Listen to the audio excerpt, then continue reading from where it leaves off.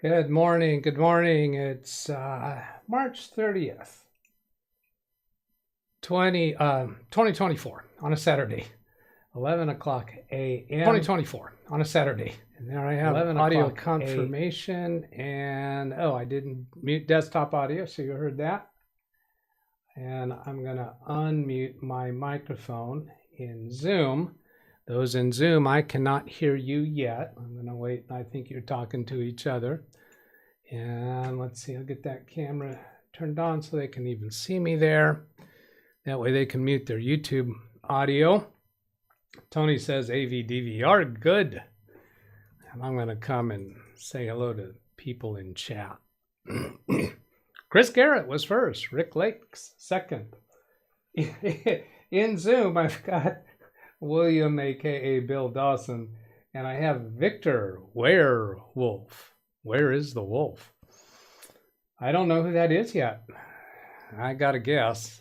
Rick Lake second. Wintermute. YouTube messages not checked for sources for IV! Exclamation V. You know, I think next time when I put a quiz in the subject matter, I should make a poll so that one person doesn't give it away to all the others. Jeff Ryman enjoyed the trailer. That you didn't do anything wrong, Wintermute. That was fine. You registered yourself as first on that. John Williams, great music, great classic music. Good day to everyone on this fine Saturday. People saying hellos to each others. Jonathan, John Williams, Tony Wallow.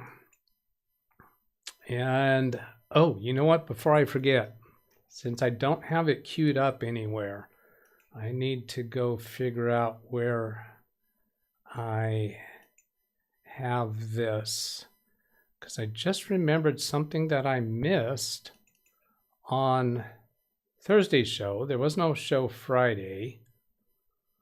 Wow. It's totally gone. Somebody did a super chat on Thursday, and by the time I started the show, it was gone. It was missing from chat. It was $1.99, I think, and I'm sorry, I don't remember who it was. Take a little bit of homework to go figure out where I can find that. Yes, affirmative. John Williams, yes, affirmative. To what? I don't know what you're answering yes to.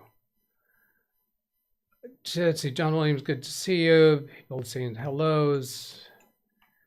Weather report from Selden Ball, hello to you. Ida, hello. Yeah, Ran Israel, hello. SpeakerBot. Let's go turn off SpeakerBot repeating messages.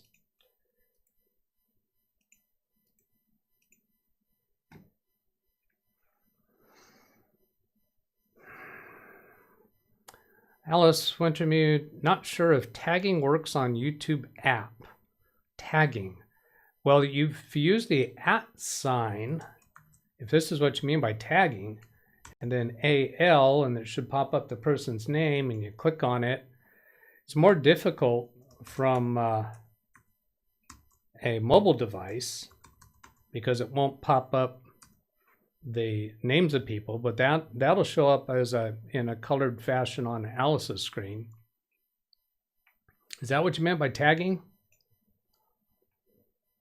YouTube app on the cell phone. Oh, on the cell phone, yeah, you have to type out the full name. You have to do the @ sign, type out the full name, type it correctly, meaning any spaces and the correct letters. I don't think upper lowercase matters. Matthew Barnes, Super Chat donations is what he was saying yes to. Was it yours? Were you the one that did that? I think it must have been John, because nobody else would know about it, right? Because it was disappeared from the chat screen. So thank you for that. If it was you, John Williams. Is it me, or is the chat Zoom larger than usual? It might be, because I just do the control key and then, let's see, plus and minus signs to do the zoom, and I just kind of hammer it a few times, not really paying attention to how many. Alice usually uses the PC, so that would imply she's on the phone. Oh, what happened there? There's Ken Stout did an IV, and it worked. It worked. It only now it was in the thumbnail, and the down in the bottom right corner of your screen, but if somebody else does it, Ken can't do it again. If he types it again in chat, it won't work because there's a timeout or time, what do they call it? I don't remember what they call it. Cool off period, they call it. Matthew says he's intrigued by topic number 4. Really, nobody else is going to try it when I have it on full screen. All right. I'm going to turn that off soon because when I start dealing with the camera over there, the way that works, it's just not going to, it's not going to work right. Hello, where'd he go? Where did he go? Yeah, there it is. All right. When we get to start working on that computer on the back, I'll turn that off. Let's see. John says he remembers the donation, then it vanished. Yeah, that's right. Yeah, Randy Israel got that covered, so he did it again. Dennis is watching on an Amazon Fire Stick. Now let's go look at topics. Let's see. What was the topic somebody just asked for? It was topic number 4. And then I'm going to bring Zoom in. Hello to all. Where did I want to be? Oh, here. Topics. Topic number 4. Yeah, this feels bigger to me. Quiz, can you find the reason for Victor failed on Thursday in this clip? Really? You didn't catch when Wintermute. Looks like that computer has a Windows Vista sticker. Yes, it does. You're right, Chris. Let's see, where was that question? Number 4. Who is asking number 4?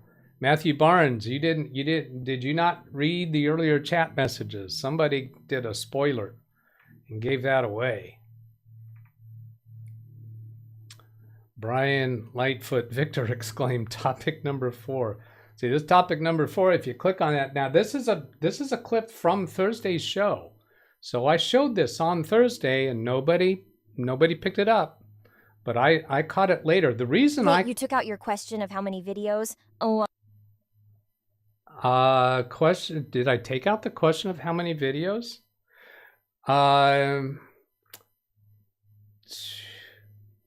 Okay, yeah. It looks like I did. How many videos are on my channel? That question was on there for a period of time. What happened is I went back to Baby Beast this morning to edit the questions, and I typed in some more stuff and went to save it, and it said we could not save your changes. And that's because YouTube had logged me out, or Google had logged me out on Baby Beast. So all that work I did was gone. So then I went back in to do the editing, and somehow the difference between, I don't know, editing from Big Beast and Baby Beast, the stuff that was already published and that Ken already saw was gone. So how many videos on my channel is no longer here?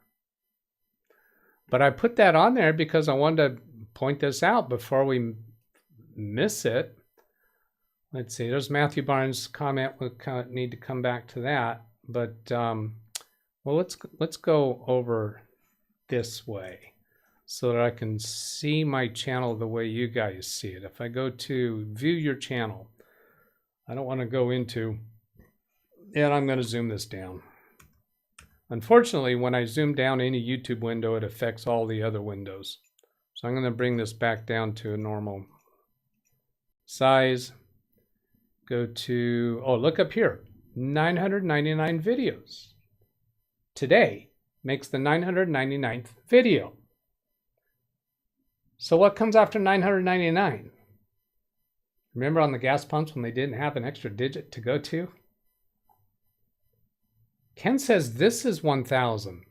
When I looked at this yesterday, it showed, no, when I looked at this Thursday, it showed 998. So I was figuring today was going to be 999. I'm seeing 999 for today. Ken, where do you see, you think today makes it 1,000? Well, I would be kind of disappointed about that because I was kind of looking forward to the 1,000th video occurring on Monday. What's Monday? Yeah, I know I'm currently streaming, But on after my Thursday show, I showed 998 videos. So I was expecting Saturday to be 999. And I think I even saw this 909. I don't remember if I saw it 990. Is April 1st. Yeah. So I was thinking it'd be kind of fun to do my 1000th video on April 1st. And is it really my 1000th video if it occurs on April 1st? 1st of April. Right. So I put that in topics to be sure that I didn't let that slide and forget to point it out, because I was surprised to see that. Where do I go to get back to where I was at? See how this screen is zoomed down again? Yeah, somewhere along all that line, I missed that. Ken, do you remember any other topics when you looked? Wintermute says it showed 999 last night. Don't get me started on YouTube. YouTube is YouTube. But I had this stream scheduled, so is this one actually 999? I don't know. I don't know. Wintermute saw 999 last night, but I had this one scheduled. So were they counting this one as 999? I don't know. YouTube is YouTube. Let's go say hello to people in Zoom, shall we? I'm going to, let's see. They're already hearing me. They're already seeing me. I have desktop audio unmuted, but desktop, they can't be heard over YouTube yet. So here they are. 2 of them are three of them are shirtless. Is this still a family friendly show with 3 topless people? Let's see. Same as system headphones. Now I should be able to hear them, and you should be able to hear them. Hello. Let's start with top left corner. To me is the cat in the hat. Who's the cat in the hat? So sign your name and sign in, please. How does that show go? What's my line? Why am I not hearing anybody yet? Nobody's talking. Oh, there it is. There's Ken. So I'll say hello to Ken first since he spoke up. Hello, Ken. Oh my gosh. Douglas. 6'4". If 999 was on Thursday and you're doing a stream now, would it not logically be that this is your 1000th stream? Again, you misquoted me, Ken. What I said earlier in this show. Well, as you would do the X's, you yourself just showed it said 999. No, I said 998. On Thursday, it said 998.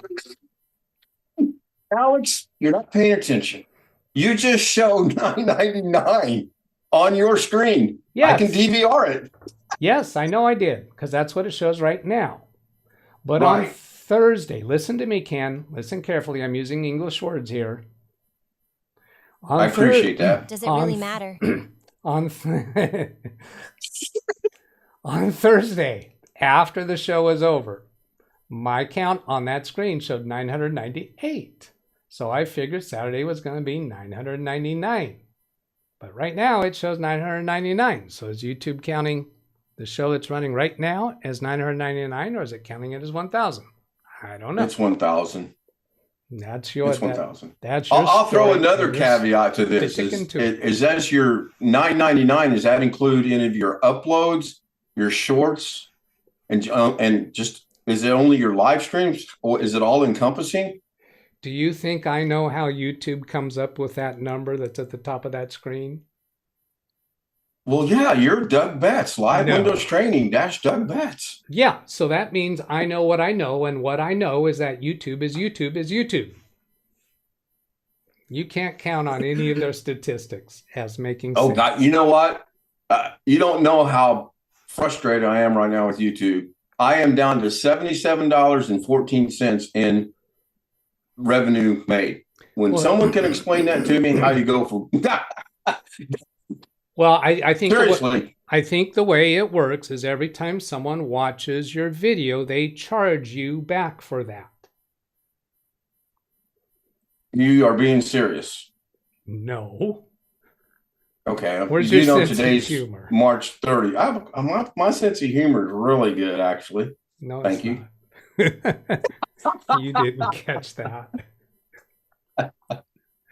So I'm debating on. Go ahead. How about this? How about if when somebody watches your video and they have commercials blocked, they're using an ad blocker. In that case, right. YouTube, it makes sense that YouTube would charge you for that view. Right? But that would be across the board for all creators. They wouldn't single out just one creator. Oh, you think they wouldn't single out Ken Stout? Does that count when you have multiple? Oh, I know they would single me out because you sent them a nice letter and said, please single this guy out. Yeah. All right. Yeah, I don't know. All right, moving on. Go see who Victor is. I know who Victor is, by the way. All right. I was going to guess it was you, so I was wrong. All right, Victor, sign in and say hello, please. Nobody knows who I am. Wow. I have a broken computer. When you fix it, Mr. Bad. Yikes. Since that doesn't sound like anybody's voice, I'm going to take it to be the one that I feel has the best capabilities of impersonating voices, and that would be Jim. Is it Jim? Oh, no, I think you're very wrong. It is not Jim. Oh, geez, we got he's wagging his finger at you. Is that a winter mute? Wrong. No. Oh, geez. I wish this was Monday. All right. So what are there guesses in chat who that is? Let's see. Maybe Brian? There's no reaction. I don't know what this hand waving means. Does that mean yes or no? That thumbs up. That means it's Brian. Back. He gave me a thumbs up. That means it's Brian, right? Matthew Barnes is asking if it's Alex. It is not Alex. Yes is not in my vocabulary. Wow. Yes is not in my vocabulary. How close did I get? No. Well, okay, if he's not going to sign in, what do? We just move on. Moving along to my top left corner, the cat in the hat. Who would that be? Sign in and say hello, please. Well, it's an Easter egg. The cat gives it away. The cat gives it away. I'm going to say William. Could be. That one you got on the first guess.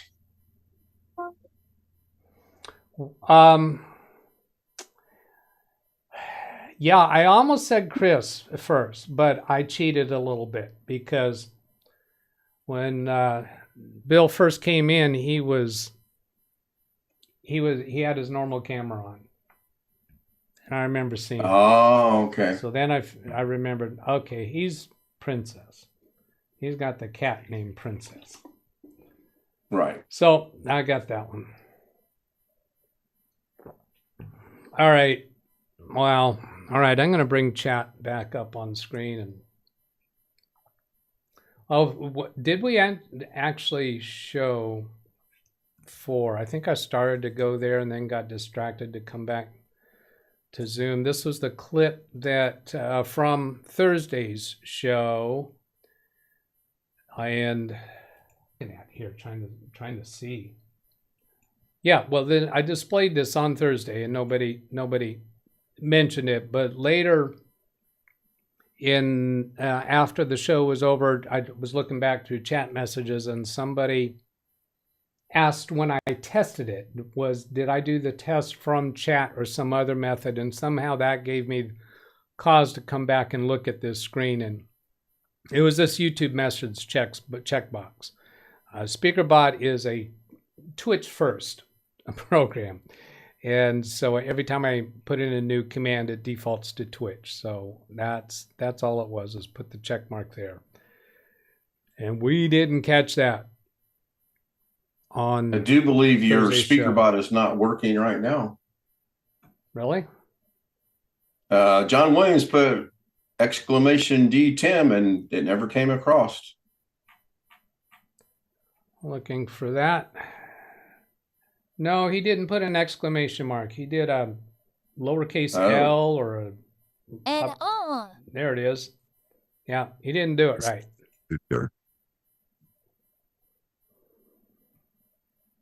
I got a negative there and then something. Oh, is this working? Is this working? There we go. Somebody, I think in Zoom, said something that I didn't catch the whole word or the whole thing they said. Zoom that up a little bit. I'm not. Affirmative. Z's yes. Dennis, I did say that Twitch being checkmarked, but I didn't say anything because I didn't catch it fast enough. Oh, he did see it.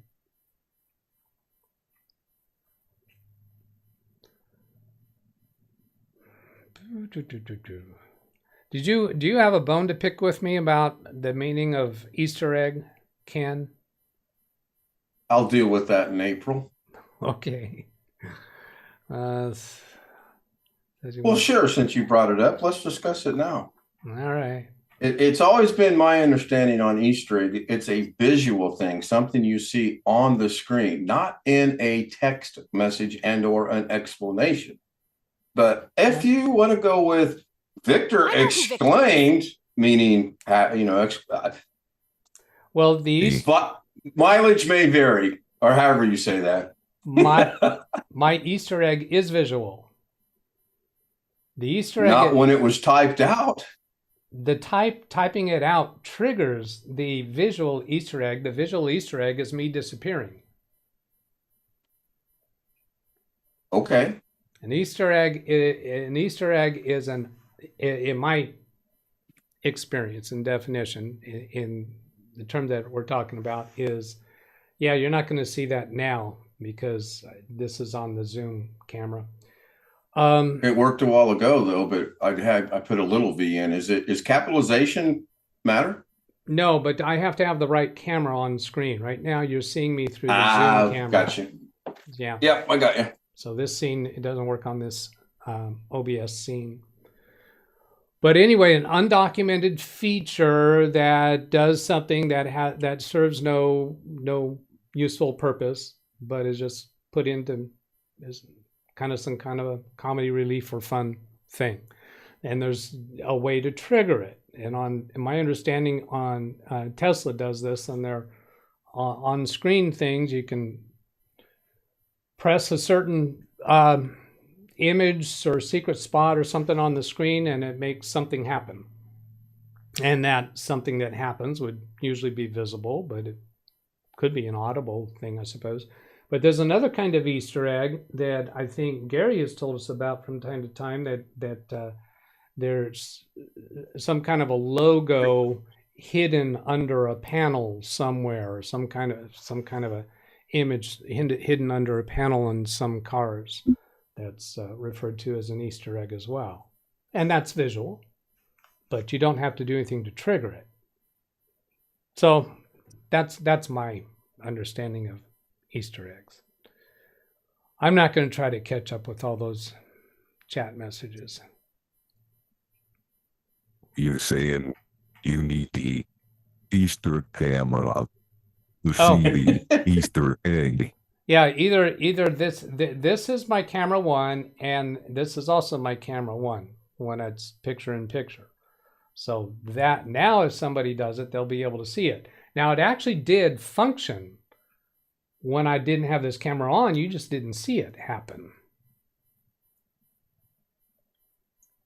There's Ken Stout doing it. Sure. Now, Ken, if you try doing it again, it's not going to work because there was a cool down. Right, because of the timing. Sure. Yeah, because I didn't. And is that not identified as to how many minutes, seconds, hours, days it is? I can set that for the amount of time that I want to set it for, and I'm specifically not telling you what that amount of time is. Here's Winter Mute with a Easter egg Wikipedia definition.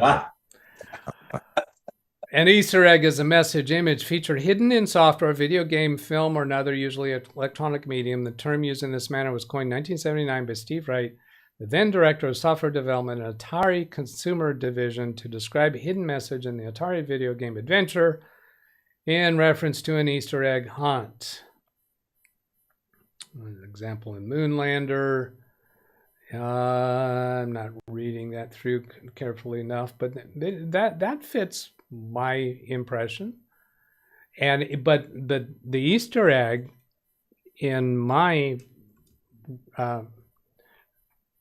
implementation is not this instructional message up here. That's just a clue to it. The speaker bot Victor explained how did you do it. That's just a clue to try to get you there. But there is this Easter egg emoji there. And that's visual, but you had to figure out the clue, or somebody did, to get there.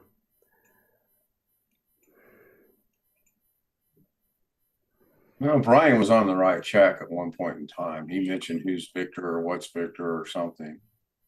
Yeah, I think yeah. But I think as far as the exclamation mark V, the first one that identified it was Keith. And he identified it in a channel comment because at that point he wasn't approved for the chat room. Well, he didn't actually say what it was, though, in his channel comment. He just said he was yelling at the screen during the show what the answer was. So he was claiming to know the answer. But then when he came back on, he was the first one to actually try to use it, I believe, on Thursday. Ida says, I remember Adventure. It was a text-only game. Used to play it on a Wang word processors back in the day. All right. Where should we go with topics? There's topics? Yeah, there's topics. Oh, now let me go to Matthew Barnes' comment. And it was Matthew in chat? Yes, he is. This says 7 hours ago. I don't think that was that 7 hours ago? Do I refresh this page? Is it longer? Well, 8 hours. Okay, so it was this morning. Says, Doug, I use Malwarebytes and it's up for renewal this year. And after the discussion I've heard here, I'm seriously thinking about not renewing it. My only slight hesitation is sometimes I go to questionable sites to download mods for a couple of games I play, and Malwarebytes seems to do a job of blocking ads on those sites. Would Defender be able to do the same?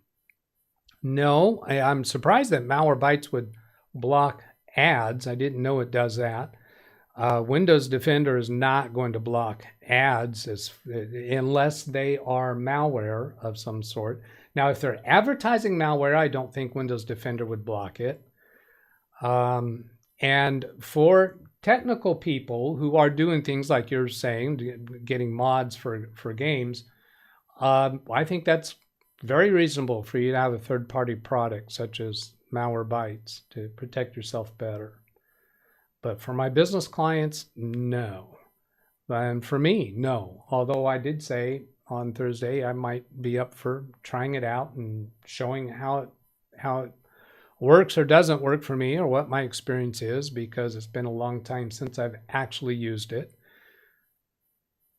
But I still wouldn't be putting it on clients' computers because they will not pay attention to the messages at all. And they're not going to any questionable sites. Now, I was coming here to go to topics. Oh, that's the Malwarebytes clip. browser guard blocks ads. Malwarebytes browser blocks ads. Okay. Browser guard blocks ads. Yeah, so that's... Yeah, but I use the uBlock Origin for blocking ads, and by default it is turned off, so I only turn it on when I get to a site that's just abusive with ads. Using ad blockers creates an interesting issue because the internet runs off of ads, and we know what Google did to ad blockers. Okay, so let's go over to today's show, because somehow I lost that. Today's show. And this surprises you how? It doesn't. I even know how I got away from it, because I clicked on this link here and it loaded into the same tab. So on the Workbench, I have a Dell OptiPlex computer with a boot failure, and somebody pointed out they saw a Windows Vista sticker on it. My experience with denying all JavaScript and why I'm testing it. There's no significant reason why we need to do that today. We did that one. Cloning 1 terabyte to 500 gigabyte. I think I've heard some people say you cannot do that, but yes, you can. And I have video from doing it this morning. And that was with Macroom Reflect. How to clean a CPU fan while a computer is running. And that was a video that I did at a client's office this morning. So symptoms that was alerted me to our hard disk drive impending failure. And what the CrystalDiskMark and CrystalDiskInfo reports showed for that. So I think we probably ought to start with this computer that's on the desk behind me. Because there might be some periods of time where we have some processing time to wait through. So I am turning off Victor. I don't want to do that. Do it here. Yeah, turn off the enabled. Then I'm going to test Victor myself to be sure it's turned off, because that's going to mess things up if that happens while I have this other camera running. Yeah, it's off. Okay, the story behind this computer is client contacted me on Thursday evening and sent a photo of what's happening. Let me go grab that photo. Not that one. Here, this one. She sent me text message. So I'm going to show you the text messages too. This is in an email from me to me, where I copied from the text message app on my phone to an email on my phone that was being sent to myself. So these came through to me as text messages. Our Dell work computer is giving us this crazy message while emitting beeping noises. Our Dell work computer is not hooked up to the internet and is used only for invoicing and keeping track of work stuff, has started throwing us this message along with weird beeping noises. So this computer has not been connected to the internet for a long time, and that's because I told them this computer is not safe for the internet. They wanted to stay on that computer and use it for their invoicing from QuickBooks. And in that scenario, I told them they're okay using it. And I told them at the time, you got to have backups. You got to be backing it up. When she brought the computer to me yesterday, I asked about those backups. And she said, well, yeah, I think my husband's is still doing those. I said, well, let me give it a check first before we worry about the state of the backups. So here's the screenshot, the photo that she sent to me. I'll give you a little bit of time to digest that before I tell you what I see in it.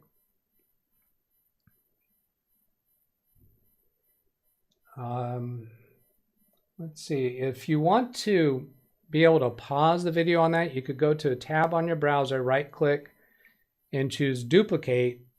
And on that duplicate tab, you could pause the video and keep the original tab still running so you still hear me talking while you're able to continue viewing this image.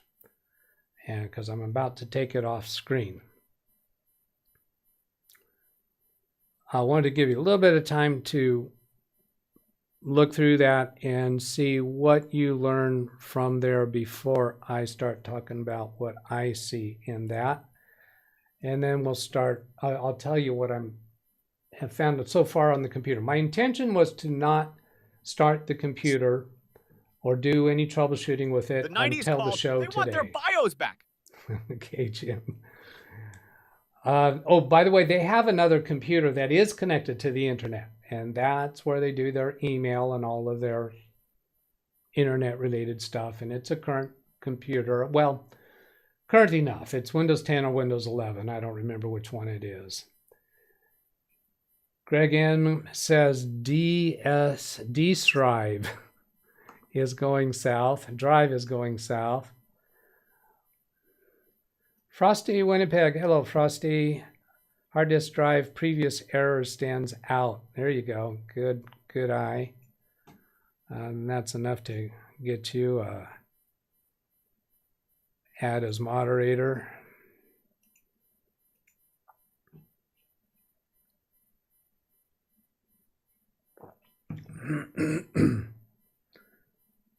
And need to consider memory. 90s callback. I use the numbers in column 73 to 80 for programs. So let's see, I'm not sure what that's related to. See if there's anything else. There's another piece of information on that screenshot that I thought was worthy of mentioning. Because even though there's a Windows Vista computer on it, it doesn't necessarily mean that's the operating system still on it. Could be. But there's a clue on that photo that tells me, yeah, it probably is.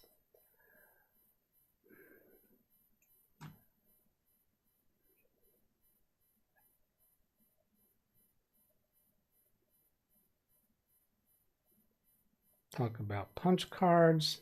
Okay, so that's enough. I'll go back to the photo.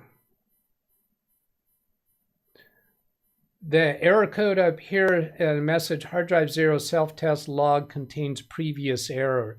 So it's not actually telling us here that there's an error, but the rest of these things we can see. CD-ROM, it's behind this message. I can't click this message away because this was a photo that she sent me.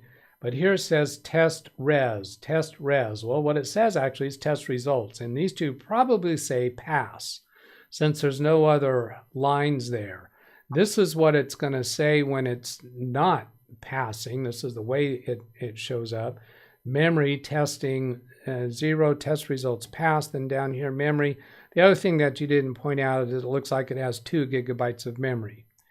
So that's where I'm saying it's probably still on Windows Vista. And since I told them that it's not safe for the internet, that also says it's probably still on its original Vista. 96 columns. I don't know what that conversation is in chat about 96 columns. I'm going to say that's during some other conversation that I'm not clued into. So I'm not going to worry about that. Easter eggs, I used to put bad words in routines that would never execute until one did. All right. So then the other things to tell you about this is when I was preparing for the show, I figured, okay, I want to have a camera available. I want to be ready to be able to plug it into a capture card. I'm going to need my keyboard and mouse, and I'm going to need it connected to power. So I plugged in power. As soon as I plugged in the power, it came on.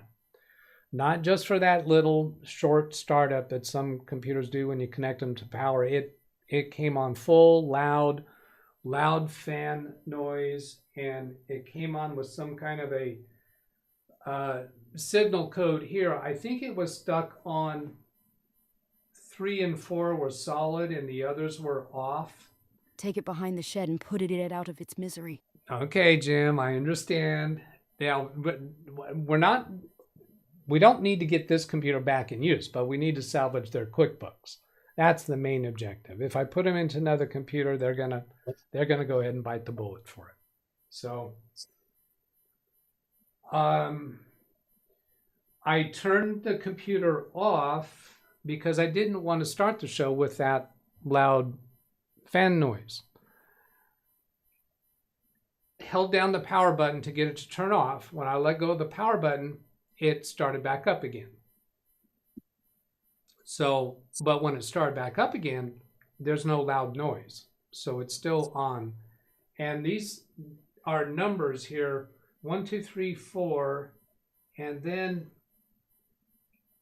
there's a light at the top that I can't tell what it's supposed to be. Oh, it's a hard disk drive. It's a symbol for a hard disk. Currently, one is going on and off, 2, 3, 4 are going on and off in random patterns, and the hard disk light is blinking. There's no image on screen, so I can't bring anything on capture. At this point, we say it's toast. The only thing to do now is to try to retrieve data from the drive. Is the only thing I care about. So I'm going to unplug it from power. We'll take the drive out, connect it using a USB adapter to another computer, see if we can access anything from the hard drive. I don't hear any hard drive noise. So I don't hear any hard drive clicking. I don't hear any hard drive scraping noises. So that's encouraging. And with that, I think I'm going to go ahead and pull the lid off while it's still plugged in and see if I feel any vibration on the drive. Let's see, this camera.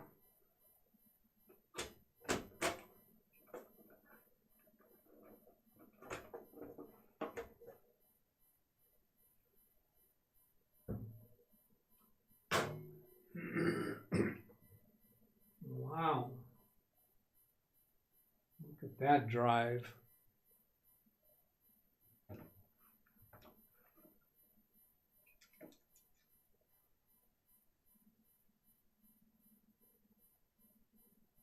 That's kind of different.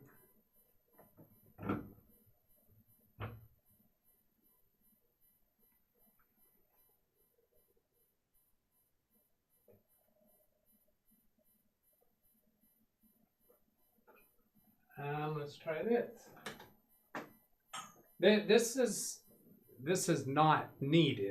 I don't need to do this, but just to see. Need a professional. It sounds good. I like the sound of that drive. It sounds like a drive is spinning normally.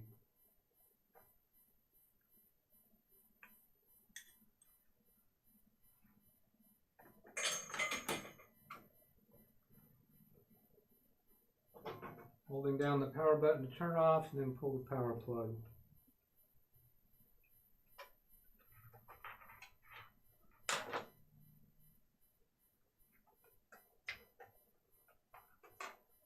Dr. Doug?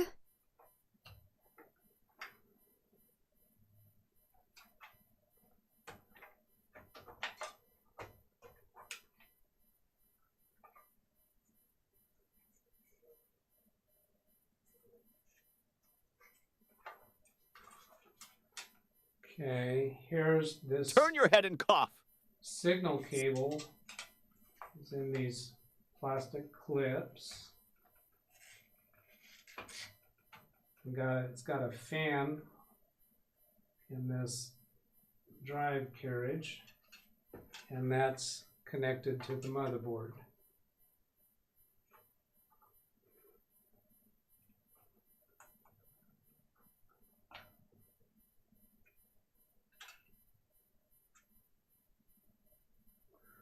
Well, that's interesting.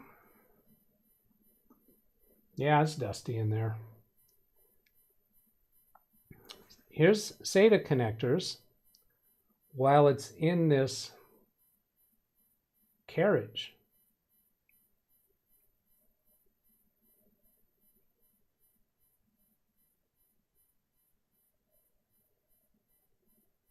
That's something you don't see very often.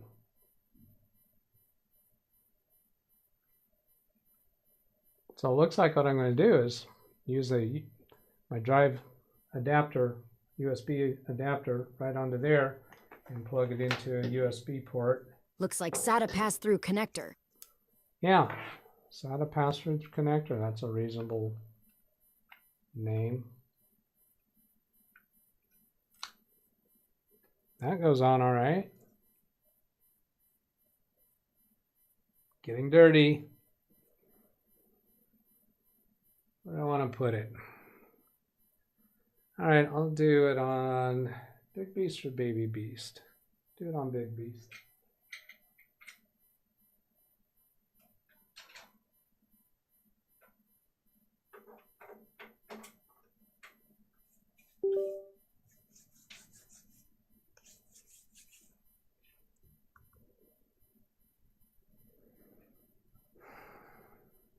I heard a connection.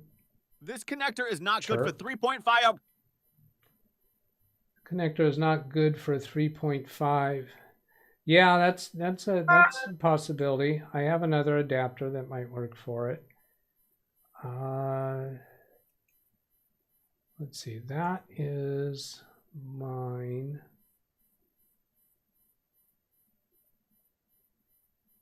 I heard a chime though.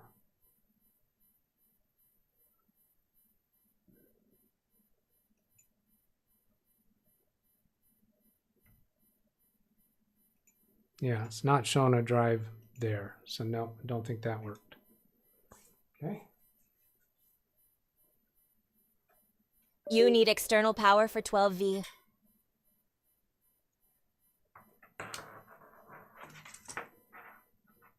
Yeah, I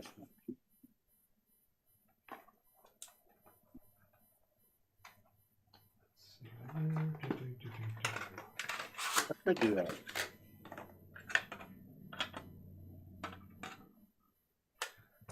Yeah, see here, the drive in here looks more like 2.5. It's not a full-size 3.5-inch drive, but it didn't come up, so we'll go ahead and use the external power.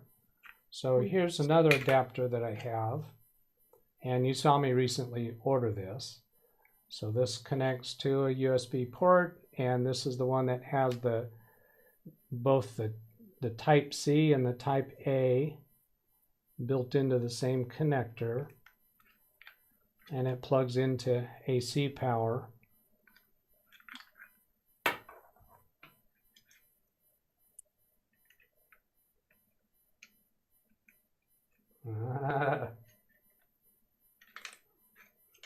Houston, we have a problem.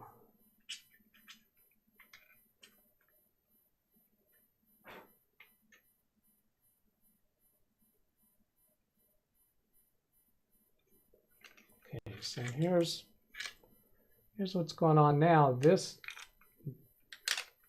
connector has more mass to it, and there isn't quite enough room to get it plugged on out on this edge. It's hitting against the frame. I could break that out or cut it out. I can't actually take the drive You've had itself a tetanus out shot recently. because there's no SATA connection on this drive itself. It appears to be. Oh wait, maybe it does. Maybe it does. Yeah, I think that might be a SATA connector there. And so this probably has some kind. Yeah, all right. I think these tabs pull out, and probably this thing pulls up pretty easily. Yeah. There we go. There we go. That comes out of there. We're getting dirty today, let me tell you. How close do I have? What W model, the HDD? We'll get to the model of the drive in a little bit.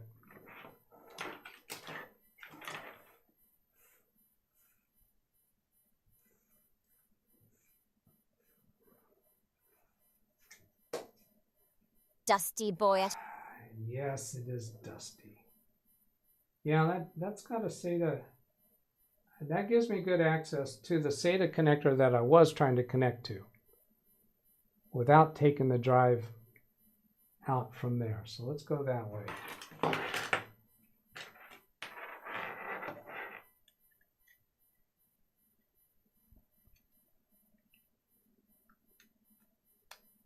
Yeah, that goes on. Plug the power into here.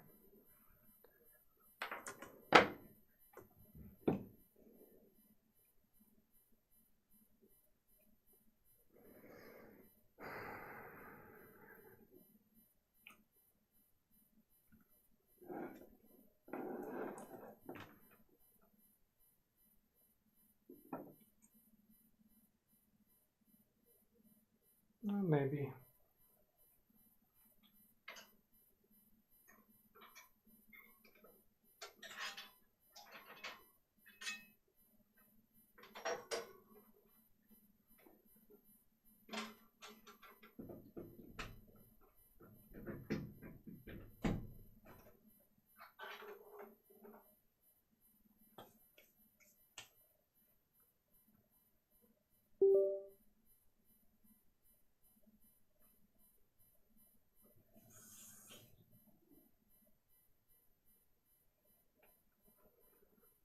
Okay, I've got a power bar on the wall you can see back there. That's what I plugged the power adapter into. And the drive is sitting up here on that shelf, plugged into a USB port on the front of Big Beast Build.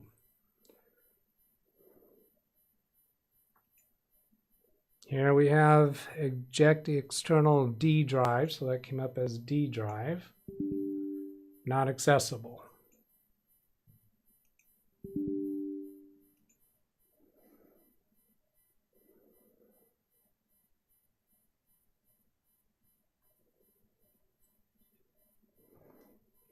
Okay.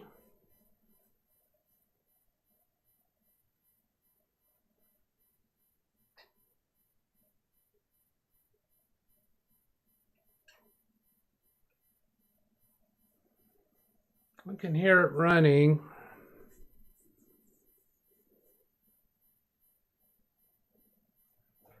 I'm tempted to try a few different places, meaning connecting to Baby Beast, connecting to another computer, maybe seeing if I can disassemble that further.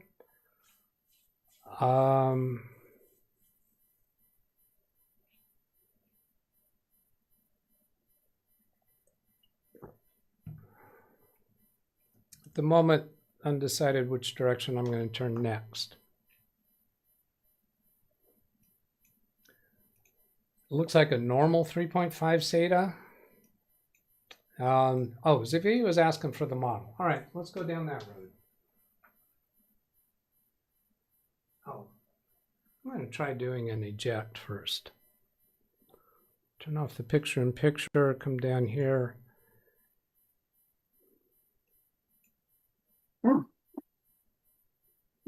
Yeah, it looked like the eject worked because that icon, it disappeared from those devices.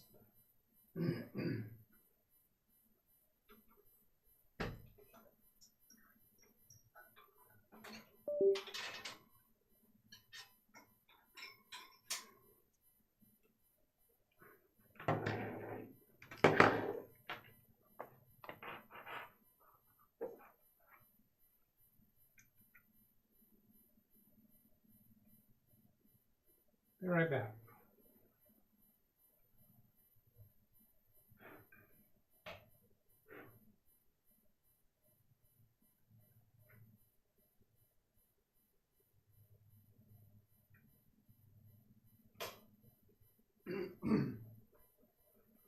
I just wiped it off a little bit is all I did there. And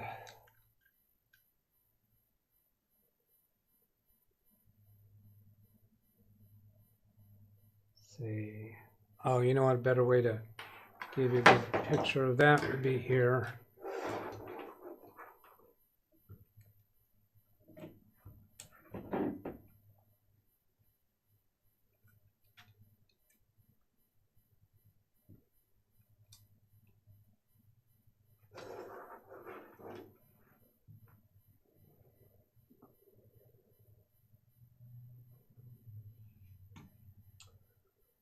Let's try doing some camera adjustments to that.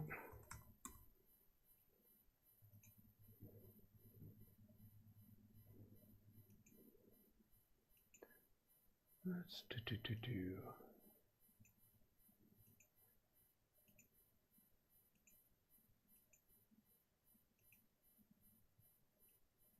Yeah, there. As far as that zooms in.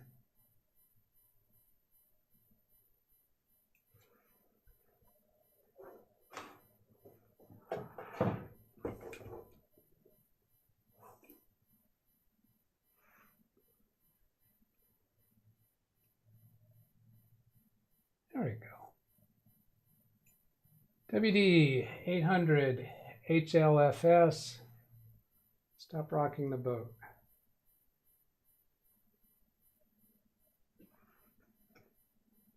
(2008) manufacture date November 2nd. 80 gigabyte drive.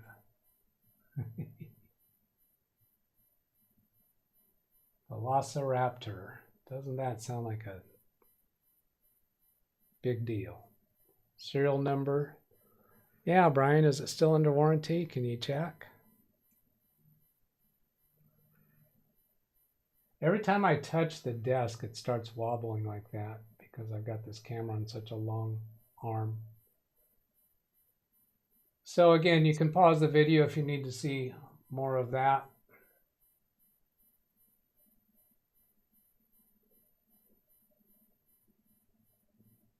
That says RPM 10,000.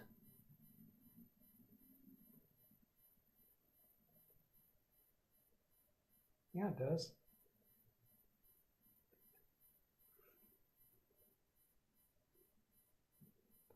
Wintermute's got a link. There we go. I don't see a price. Is it even available? Western Digital Store. 2.5 inches. So it's not a 3.5 inch drive.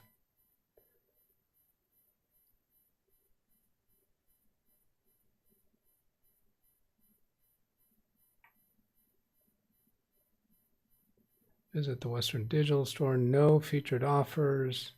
I don't see anything to click to get a price. Oh, 240. Was that at the top? 249?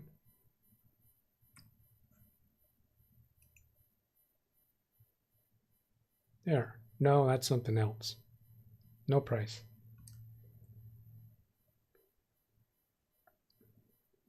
Western Digital Black Label 10,000 was a good drive in its time.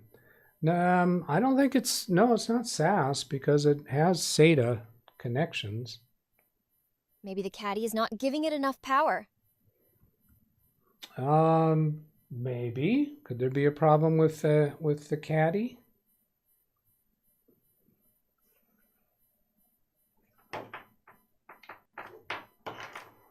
So what does it take to get it out of the caddy? Oh, looks like these screws on Torx screws on the bottom. I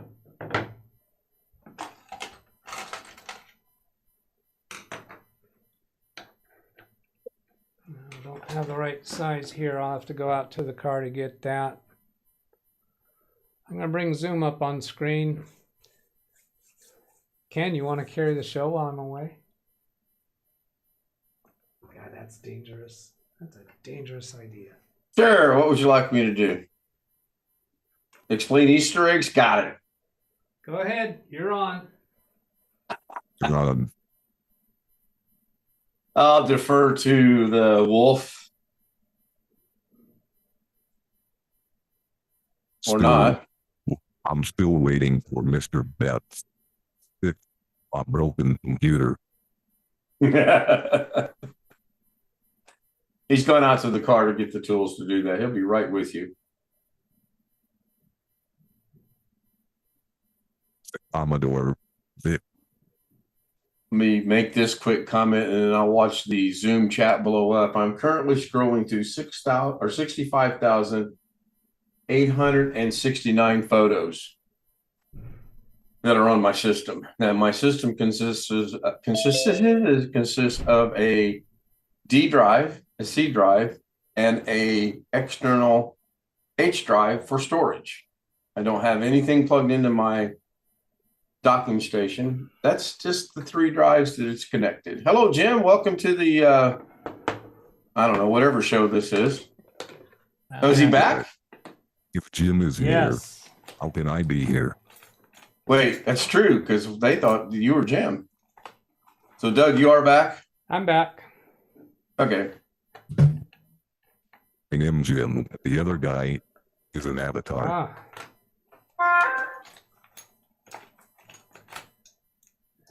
My other Torx driver is not the right one for this. I've got bunches of other drivers. This is one of those close to Torx, but not quite Torx. There's a different name for this. Don't know if I have that.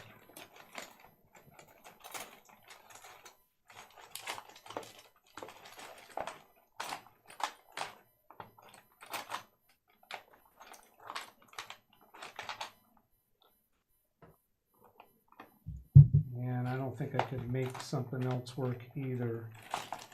Is that an official close to Torx but not Torx? That's the official name of it. Yeah, that's the technical correct name of it. Close to Torx but not Got Torx. it. I do not know that I have this somewhere. It's possible that I bought this somewhere along in the past, but where it is right now, I don't know. I'm looking through. Here's what I'm looking through is a box that I just have a bunch of miscellaneous stuff. The junk box. And you will have to send it to $300 repair. Including stuff like this, or just bits.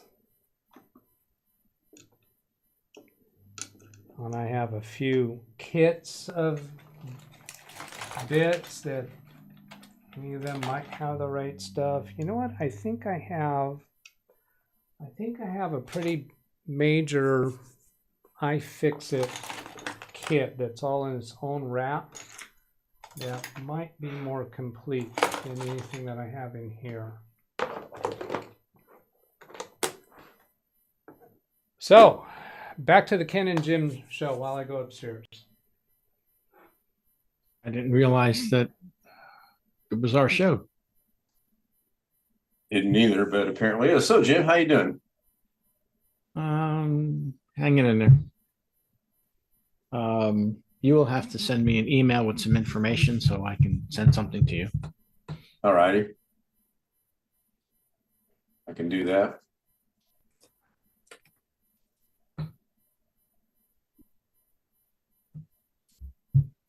In fact, I will go handle said chore now. Now, I don't know. I assume Doug can hear us, so.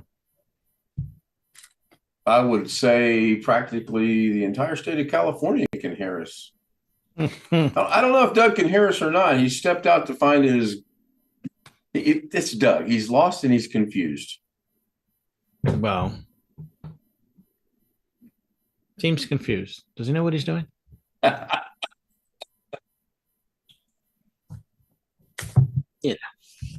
What can I say?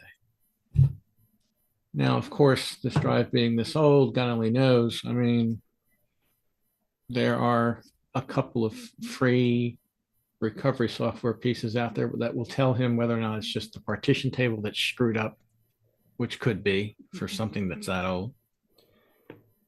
Yes, but probably before I start going down that road, I'm going to check first to see about backups.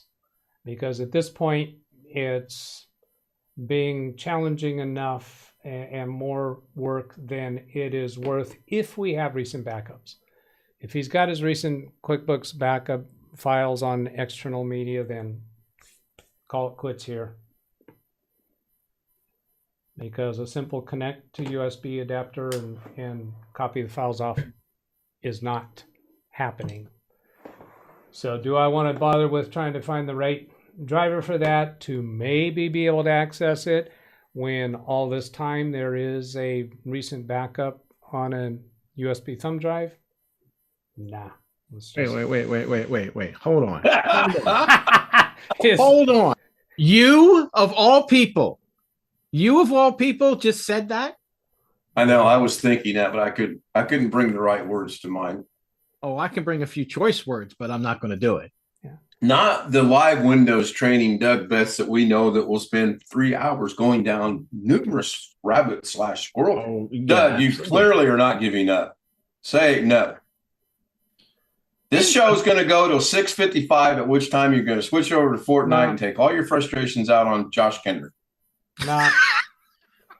I am done with this. Oh my God, I can't. Wait, hold on, I'm stepping outside. Jesus, Doug, you should have saved this for Monday. You should have saved that one for Monday. Oh my God, I can't believe I heard those words. Yeah, no, I'm gonna call that a wrap. No way. Inconceivable. Zavi says no way. Yeah, no. It ain't so. I don't think this is Torx, John Williams. It's a different name. What is it? Can somebody come up with the right name of those bits? It's very similar to Hammer Torx, and but it has chisel. it seems like it has some kind of a name that kind of implies it's more of a ball rounded shape on the splines. Jim, you recognize what I'm saying, don't you? Yeah, I do recognize what you're saying. I absolutely do recognize, and my iFixit toolkit does have those bits in it. Yeah. Well, I did not find my kit. I don't know where it is currently. I've had so many reorganizations of those areas. Can you show the screws again? Sure. Is this is an HP, had a power correct? cut. What did I miss? What was that last question, Jim? So is this an HP machine? Dell. Dell. Okay. Let's get HP's been known to do it too, but yeah, okay. Yeah. Dell sounds yeah. God forbid they should make it, standard. And what was I thinking? I'm gonna try to improve that image a little bit. Let's go this way, and then fix that focus.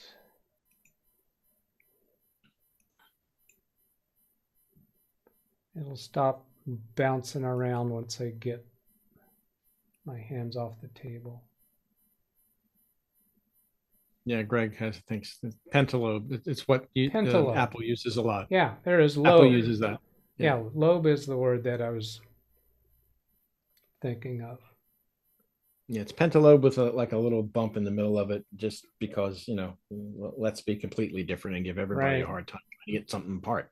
Right. Yeah, so Londog, you're right. It looks like Torx, but it's not.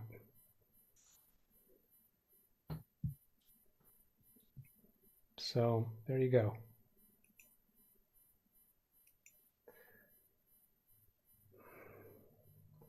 That is the hard drive. You do not want to remove that screw. Well, that screw is one of 3 that appear to be holding the drive in this carriage. See, here's the drive, and normally these drives would have 4 screws, 4 screw holes on the bottom that would be holding it. And then this one might just be taped over. Yeah, it looks like it is a 4th one there, and it's just sealed over so that they can tell if you've taken this off before. So taking those 4 out on the side of the drive is not opening the drive. These pentalobes on the top lid would be opening the drive up. Greg says, look on the side of the drive. I can't, there's nothing on the side of the drive. Actually, I'm looking at it on delay, obviously, but yeah, I'm not entirely sure that whole thing is meant to come out of that. Yeah, I'm questioning that too. You could be right. But you could be right. That could be that literal bottom of the drive. Well, I don't think so, because as I look on the sides there are screw holes in the normal locations where a 2.5 drive would have screw holes on the side. There's nothing screwed into those holes because this one I'm saying is fastened from the bottom holes. And then when you look at this connector here, when I first look at that, it looked like it might be a permanent connection, but I don't think so. I think this black part is probably permanently connected to the circuit board. But when you take those screws out, I think this drive will, see there's a space here. I think this drive will slide this direction, disengaging it from this socket, and then pull out and be a completely normal SATA 2.5-inch drive. Normal, except for the fact that it's broken.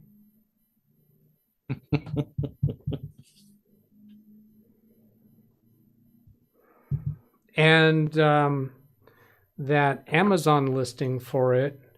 Didn't it show the drive?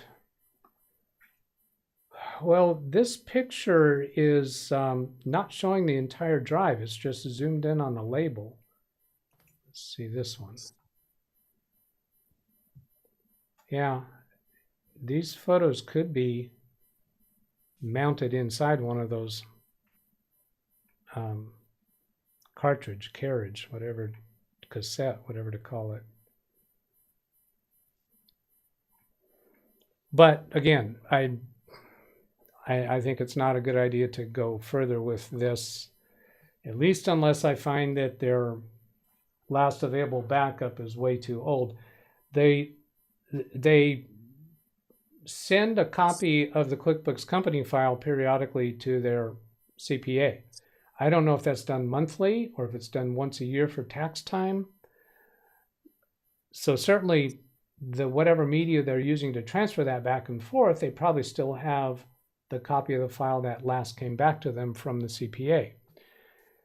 If he's using that same media to do routine backups of the QuickBooks file, then the next step is we'd have to get a new computer set up for them and a desktop version of QuickBooks that can restore that, which that's a little bit challenging because QuickBooks Desktop is no longer available. They've gone everything to a subscription basis. And what year did they buy this version of QuickBooks? What version of QuickBooks is it? I do have a few QuickBooks Desktop computers available to me that I can try restoring that company file to get something that will work moving forward. Yeah, Greg's link shows that drive. That is the drive. Literally is the drive. Let's see, the Greg M's link. The entire thing is the drive. Okay.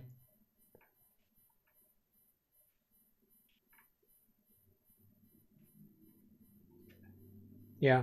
So what would happen if I tried to remove that further? Maybe I get something, maybe not. I don't think it's worth trying, and it might just blow up. Worse, more likely it'll just be a waste of time. Form factor LFF hard drive is drive model is Dell N961M. Is LFF what causes it to have all this extra bulk to it? There's a circuit board here, but that looks like a fairly simple circuit board. Enterprise storage. Yeah, anyway. Shall we move along? I can't believe I'm hearing these words. I'm trying to give me a heart attack. Londog, it wasn't the thought process isn't about opening the drive. It's not at all. Removing it from that carriage, could I then connect it to a normal SATA connector?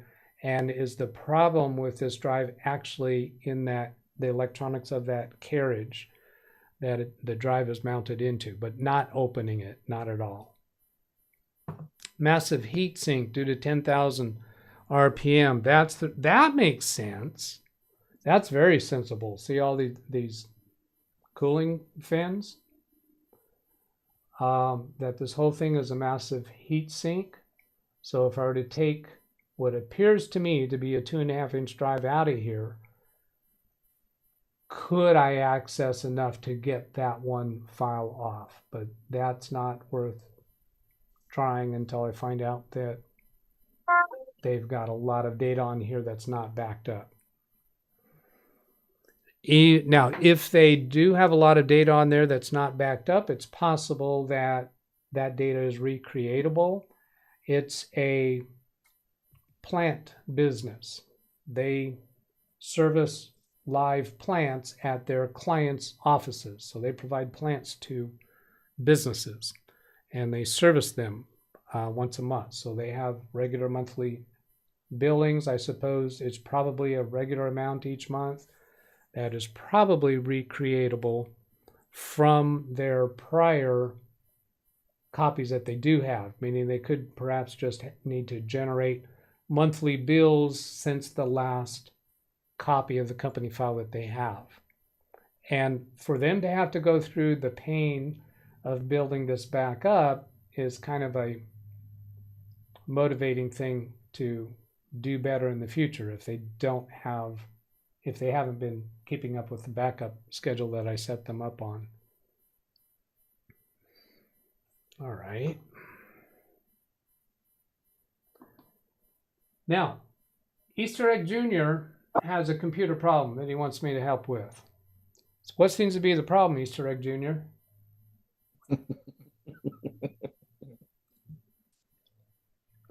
And I'll point out, I said, what seems to be the problem, because often the end user doesn't really understand what the problem is, so I can't ask what is the problem. I don't have a problem with my computer. I think Victor the Stout said he was having computer yeah, it was problems. Victor the Stout. Well, you moved around. Golly, are you confused? Do you know what you're doing? You guys moved around intentionally to mess with me, didn't you? No, what No, happened is no. Jim came in. My Zoom has not changed. Well, this is interesting. I thought Zoom, since Jim has his normal camera on, I thought Zoom would default him to the upper left, but apparently if you're using avatars, that's enough. So Jim was the last one that came in with a active persona. So you're saying if I change to the normal camera, it's going to change my positioning on Zoom? No, but if you turn your camera, if you turn your camera off, your avatar off, then you move to the last position. See there? You move to the last position. Are not avatars. Whatever you are. The April Fool. He changed his name again. Now he's the April Fool. So April Fool, you have a computer problem you want me to chime in on. What seems to be the problem, April Fool? I fixed it when you left the room. Okay. So what did you fix? Tell us the story. What was wrong and what did you do to fix it? Fool. He's got nothing because there was nothing there in the first place. Got nothing. Got nothing. Can't even make something up. All right. Let's see how you are.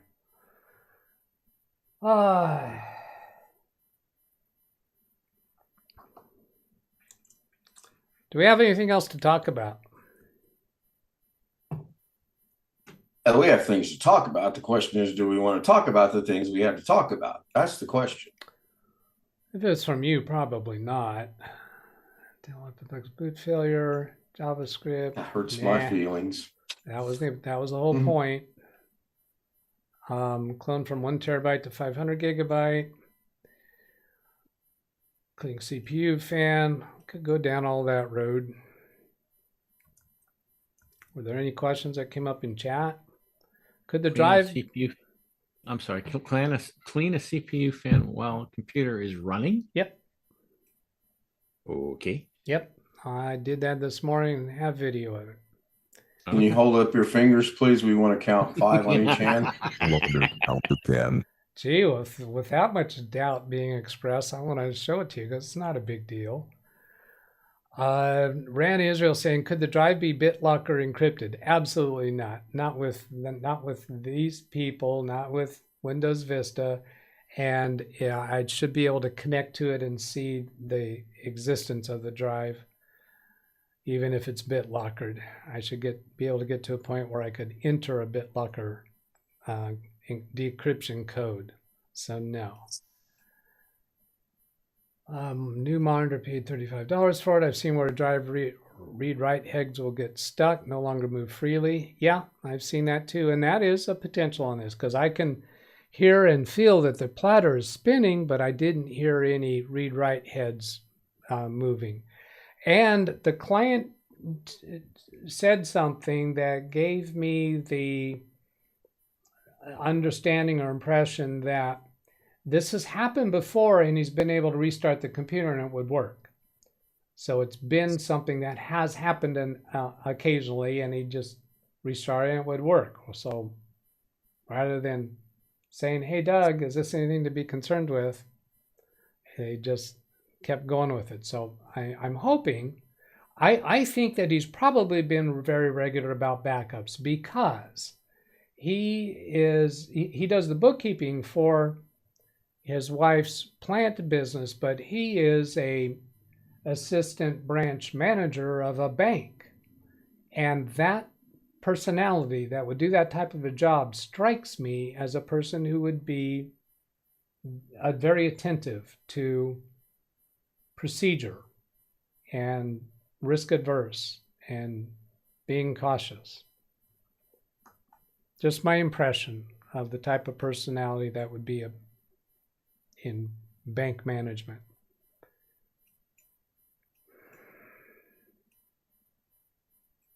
Yeah, I was thinking about, I've had drives spin up after holding the drive at 45 RPM and drop it on a desk. I think I've tapped a drive, like with the head of a screwdriver, to see if I could get some activity from it. It'll be their hammer. Black label screws of death. Mild shade. I recommend But it is preheating your oven to self-encrypting 315 degrees and then putting it in the oven for approximately 10 to 12 minutes. What? How does the drive appear in disk management? Yeah, we didn't look at that. See, we could go on. We could go on. Well, how about this? Well, how about this? Well, how about this? And that's how I get a 3 or 4 hour long show, isn't it? Correct, and that's what we're used to. You saying you're giving up, we don't know what to do right now. So are you admitting that you're trying to talk me into continuing further? No, we're just. No, you'll do that yourself, but we're not worried about it. Yeah, we're just. Oh, by the way, Jim, the pigeon has flown the coop. Okay. Oh, this is interesting. Okay, I get it. Zavi is saying, but it is self-encrypting internal. So taking it out of that carriage might then be inaccessible because that carriage does some kind of encryption. Is that what you're saying? Read chat, please. And then here he's got an eBay. Does this eBay listing tell us that it's automatically, and since it is an enterprise drive, maybe that could be a feature of it, having built-in encryption. That particular drive had a gear visible externally without opening the drive. My friend could give it a start with a finger. Oh, they're talking about some other drive. And Zavi, I assume you're just out of curiosity, what finger would that be to use to start the drive? You number one. You number one. Dell Velociraptor. Here's a $19. This one's not in a carriage.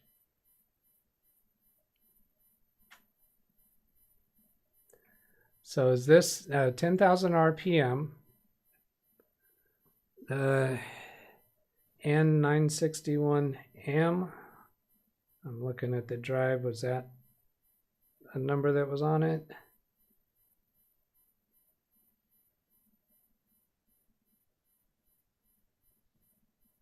I don't see that. I don't see that N961M. Okay. Read about this product. Read about this product. Backup data on a faster hard disk with monstrous capacity. Oh, we got monsters in the Zoom session. So that makes sense. Dell 80 gigabyte internal hard drive. The Dell internal hard drive is 10,000 RPM rotational speed, which boosts reading from and to writing to the hard drive. This 80 gigabyte Dell hard drive boosts your OS faster, loads applications much quicker. The Dell 80 gigabyte internal hard drive has ample cache memory and faster average seek time. Man, this sounds like a good drive. Make for reduced power consumption, generating lesser noise and vibrations, connecting via SAS standard port. SAS standard port. This Dell internal drive provides a very high data transfer rate. The Dell hard drive can be installed on Windows, Apple desktop servers. So if I were to remove this from the carriage, is it then a SAS connector rather than a SATA connector? That gives me that impression, although this isn't the same model number. It is an 80 gigabyte Velociraptor. Is this really the same model? Am I missing something about the model identification?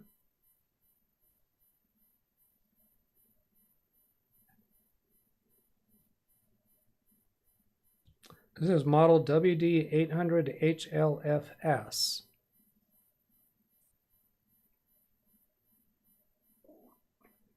Well, that looks like a SATA connector there. It doesn't look like SAS. Well, the SAS drives I have, they're out in the car. So, yep, I'm gonna turn you guys back over to the Zoom participants. Ken, it's your show. Kenny show. And he asked if we needed to talk him into doing this. Jeez. Yeah. He's working his way towards it. Yeah, he is. He's working his way. My guess is we'll hear about it on Monday. When it's his 1000th show. Yes. Whatever. It would be interesting. He'll confess to have done something to go down that rabbit hole. Yeah, he will. You guys have so it's much. Like me on my daily Da Vinci's. Right after he stops streaming, he'll see that one. It says "press here to release," and boop, out it comes. So this is the SAS connector of the drives that I've shown you a few times on the servers, and it's kind of similar in the length of the contacts, but it does not have those L shapes that a SATA The all has. package ID Dell in 961. So now I don't know if that is a standard SAS connector. I don't know SAS well enough to say that, but it does not have the L shape of the signal connector and the power connector that SATA has. And I'll go look at that last.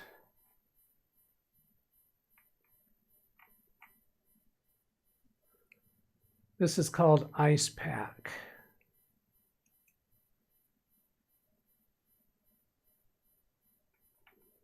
Okay, there's a whole bunch of text there. You got to give me a better clue as to why you're showing me this.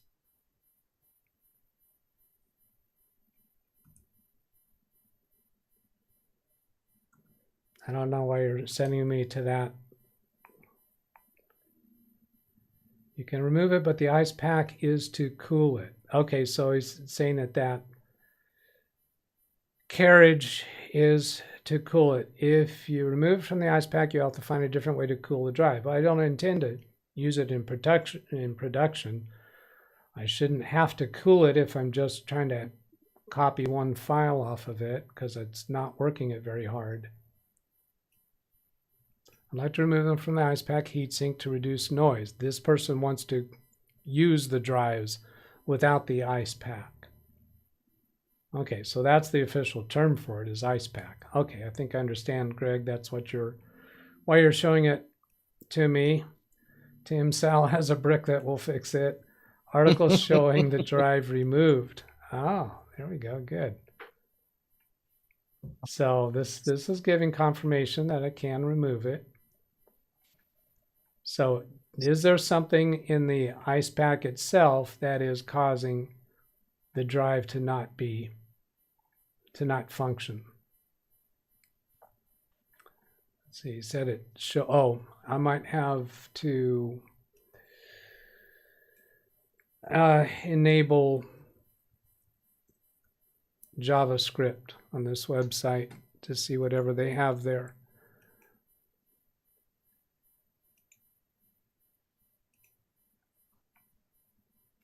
Come down to JavaScript and add, put bracket, star, period, bracket, paste the website name, then come back to here, refresh the page. Yeah, all that stuff that's coming up now relies on JavaScript. That's an advertisement video. Velociraptor is a small drive, has an aluminum frame the size of a standard desktop. Yada, yada, yada. So there's the 4 screws. This is the one that they use to seal it.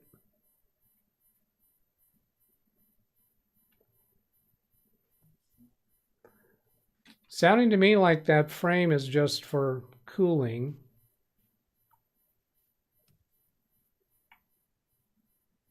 And once you take the drive out, there's the drive removed. That looks like normal SATA connectors. That looks like the L shape right there.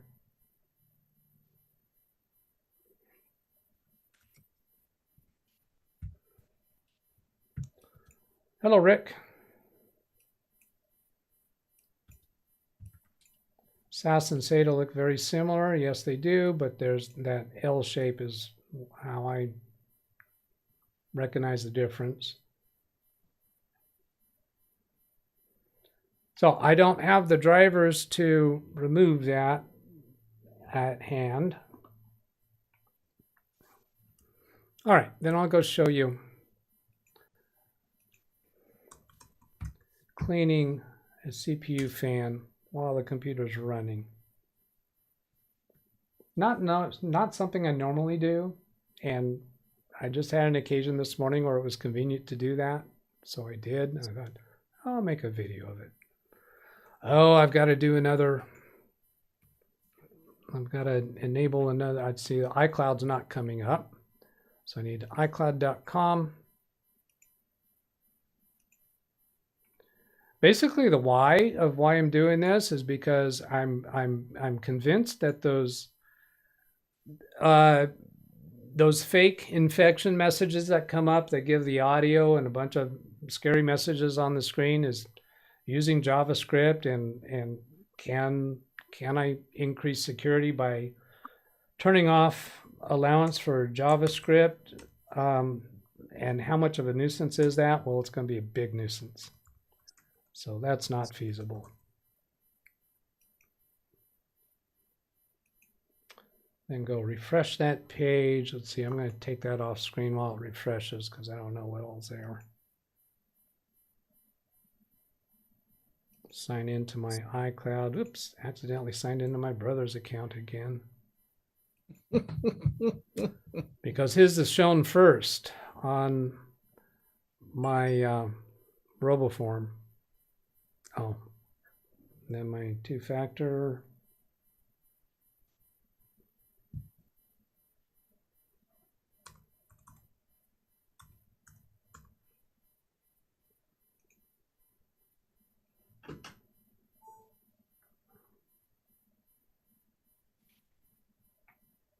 Hopefully that's uploaded from my phone to the computer.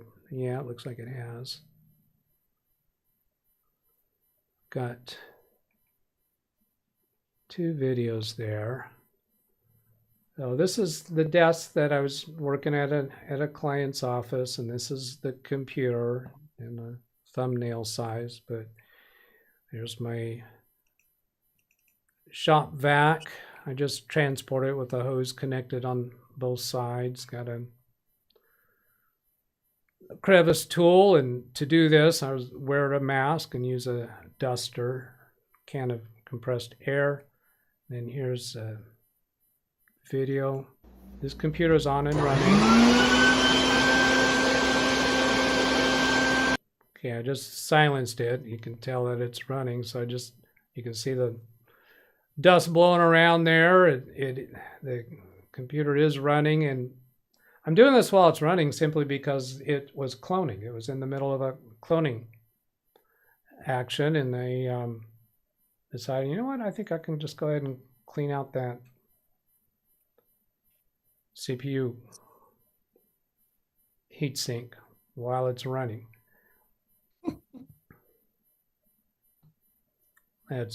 I pushed it back partially under the desk so that the dust wouldn't blow all around the room.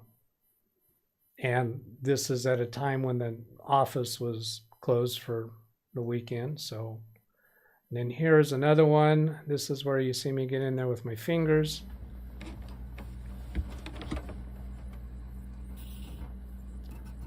And you can see that the dust is cleared out. I didn't show you at the beginning how dusty it was. I'll show you that afterwards. Now here's this a little funny. Got to kickstart the fan to get it going again.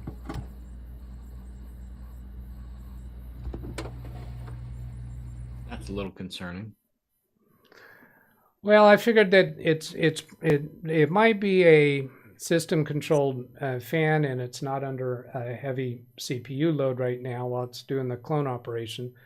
But these fans have typically been kind of on the weak side anyway. But it's one of these older computers that aren't very powerful and don't need a lot of cooling. For comedic relief, what you should have done when you were kickstarting that fan is then held your finger up with a Band-Aid on it, and then would have said, yep, that didn't work. Yeah. So here you can, this picture is also with the computer running.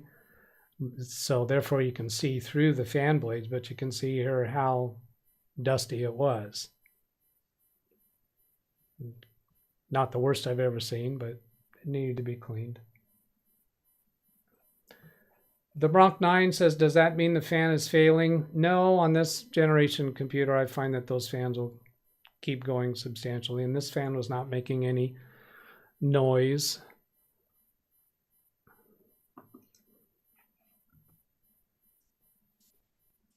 If you have a fan that you know should be blowing stronger and it's under load right now, then it could mean that it's the fan's going. And this fan could be on its last legs, but the whole computer is on its last legs. This whole office, we're going to have to replace pretty much all the computers in the office with Windows 11 computers. At this point, I think we have 2, maybe 3 computers in there that are Windows 11, and we purchased them with Windows 11. I don't think any of their existing computers will upgrade properly to Windows 11. What else do I have to show about that computer? So these are other topics that are on today's list that are from this same computer. This one is,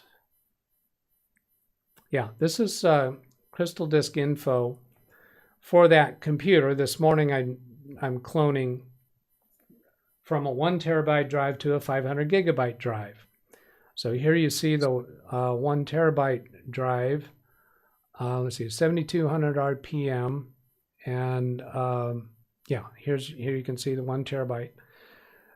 What clued me in that this computer might have a failing hard drive is I connected remotely to it when they had terminated an employee. This employee was using 2 computers in the office.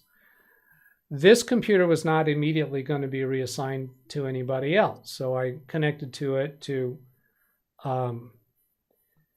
check on, what was it? I think I actually wanted, I actually had reasons to, I think at that point I was suspecting that it had a hard drive problem. But anyway, I brought up well, it was sluggish. I connected remotely to it and I click on the start button, and it might take 5 to 10 seconds for the start menu to appear. That screams at me that there's a problem with this hard drive. CrystalDiskInfo will routinely say that the health status is good when the drive is going bad. It is not, you should not ever accept this health status of good as being correct. Now, that's not the fault of CrystalDiskInfo. That's the fault of SmartInfo on these drives, because they are reporting that to CrystalDiskInfo. CrystalDiskInfo is just saying, hey, this is what the drive is reporting to me. But you go look at these detail numbers. Read error rate right here. It's hexadecimal 70. So multiply 7 times 16. That's the number of read errors that have occurred. Come down here to see what other non-zero numbers are some kind of an error. Reported uncorrectable errors. This is 6F. This only needs one more reportable uncorrectable error, and that number becomes 70, matching this number. The next photo should be the next screen worth. Notice this scroll bar. There's another screen worth of numbers below this. So right arrow key. Here's the next picture. The scroll bar now is at the bottom. Here's reportable uncorrectable errors. That's 6F we just saw. Then command timeout is 6. Doug? Yes? If we're supposed to be seeing this, we're just seeing your lovely face right now. We do not see anything scrolling or numbers or this or that or anything else. This is coming from Ken Stout, who is a content producer who uses Oh, wait, Zoom. you're on YouTube. Never mind.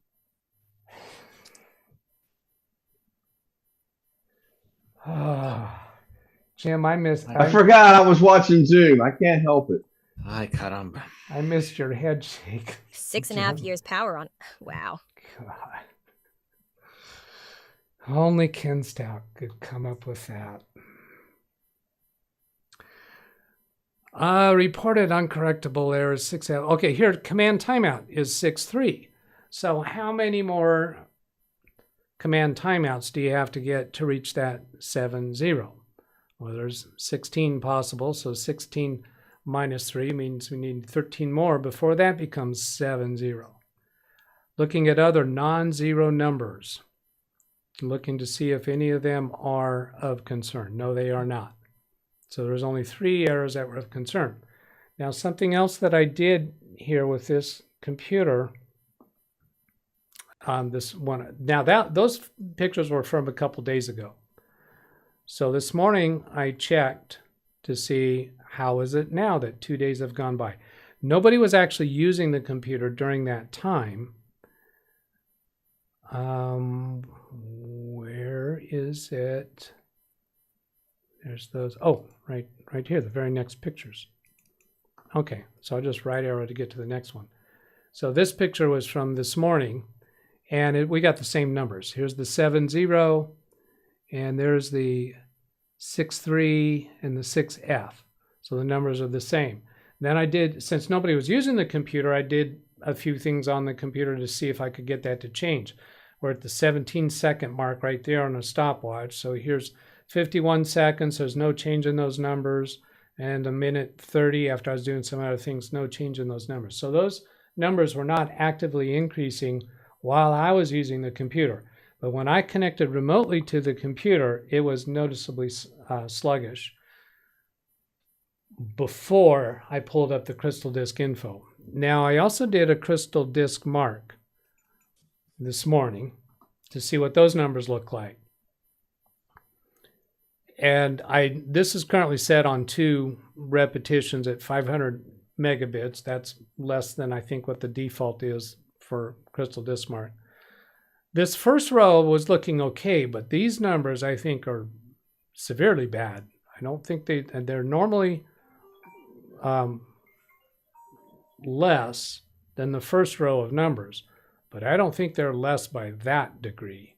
So I think this was sequential here where it's reading from one sector to another, and I think these other 3 are where it's jumping around the drive in different patterns, and I haven't looked into the details of what all that stands for. QH, TH, T1s, if somebody's got a link to specifically what those different tests are, I'm mildly curious. And then I just showed those 2 screens side by side. Well, here's the other pictures of that work environment.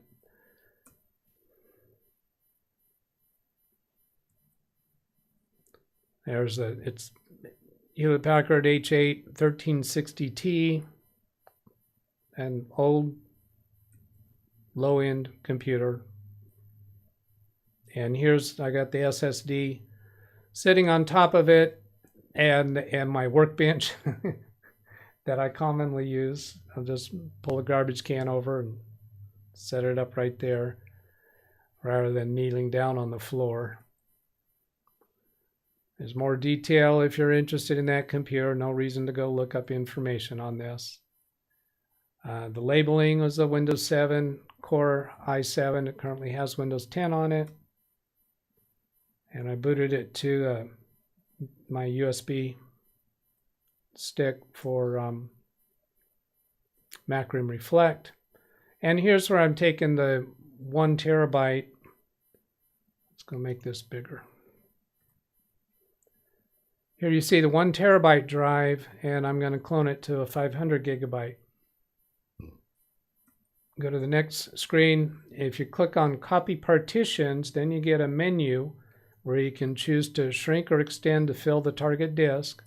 If you do that, you get a message, insufficient space on destination drive. Now, so then how do you do this? I'll come back here to this level. Oh, that's out of focus. And, oh, this is video. Well, I should point out that I take these first 2 partitions and copy only those down here. And then we've got this video where I take the last partition and copy it down and then float right, which moves it out to the right. Take this next partition, copy it down, do a float right for it, and then here's where this partition is like 800 gigabytes or 900 gigabytes, drag it down, and it automatically fits in that space. And then you can continue to perform the clone operation. Can't figure that out on its own?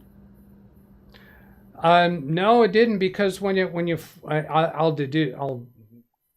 I'll read between the lines here that when you take, let's get back to, where's my first part of this?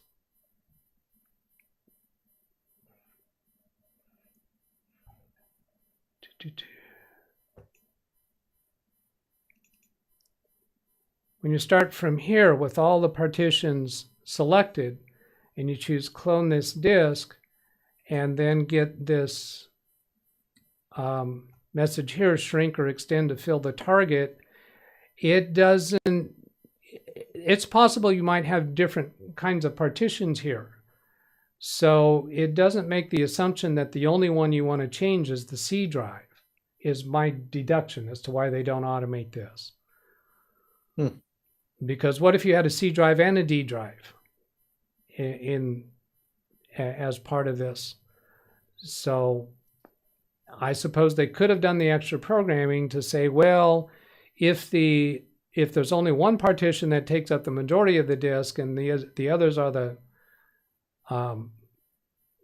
primary FAT32 and this unformatted primary and the recovery partition and whatever this one is, 458 megabytes. These are all tiny.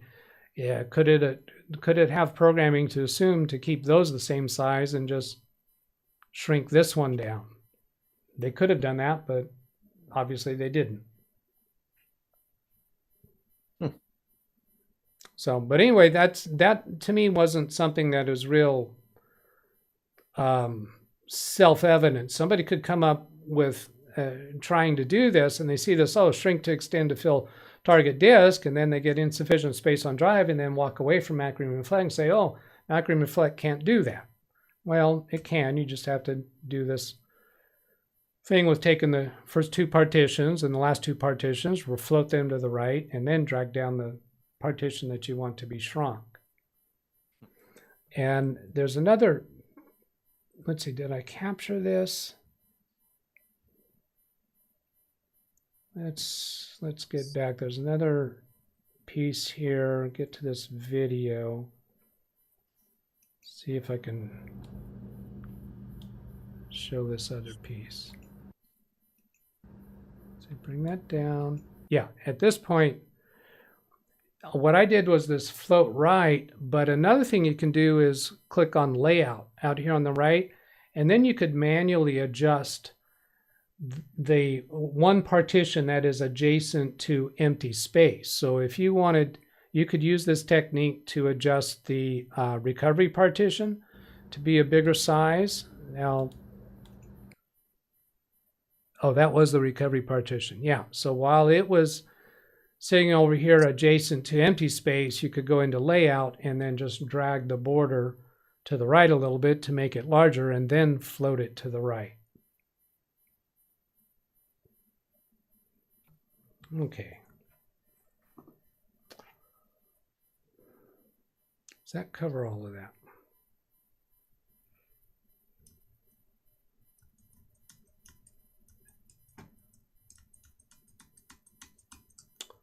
So get to there, bring this back down, and go back to my list of topics. Let's see if I've covered all of this. Dell OptiPlex boot failure. Yes, we've done that. I've given you a little bit about the JavaScript. We dealt with that. We dealt with this how to clone 1 terabyte to 500, clean the CPU fan while running, hard disk drive, impending failure, CrystalDiskMark, CrystalDiskInfo. Yeah, so we've done everything that I had lined up. And we got 8 minutes to go. Good timing. Brian Lightfoot says, before the show ends, who is Wolfman? Oh, a different name now. My birthday is May 4th, and I accept Super Chat. Huh. May 4th. May the 4th be with you. Oh, jeez. Is that why you put that there? I don't think, I'm not convinced that your birthday mystery guest is actually May 4th.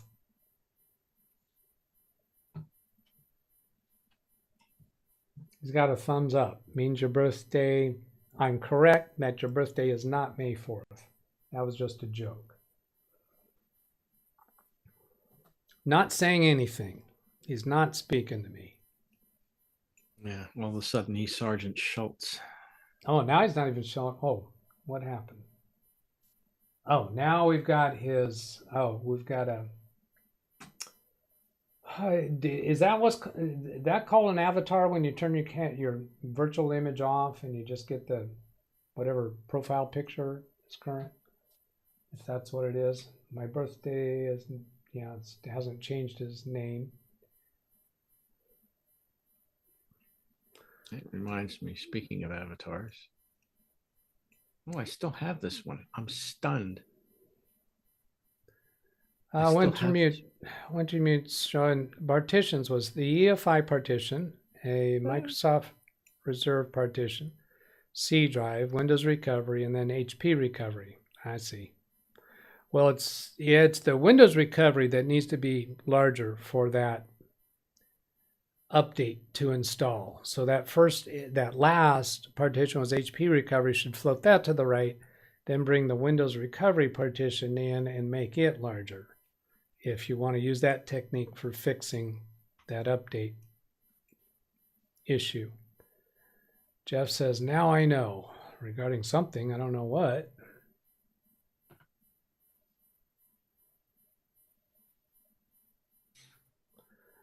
Brian Lightfoot, I cleaned the radiator fan on my car with the engine running. I'm not too handy now. No longer have two hands.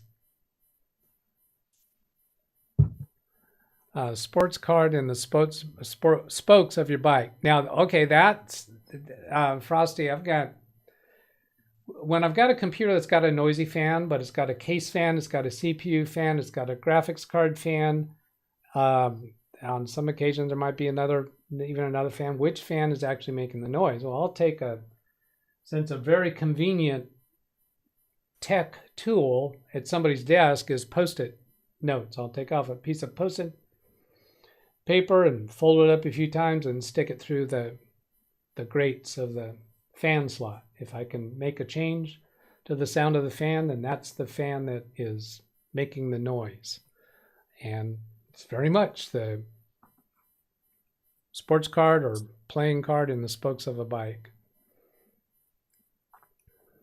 If any freeware software sees the drive contents, that way you know recovery costs won't be super high. Yeah, I'll go that direction if I find out that they don't have a recent enough backup to be reasonable to go that road. But otherwise, I'm not going to spend the time on that. Jim's not going to believe that until the whole thing is done.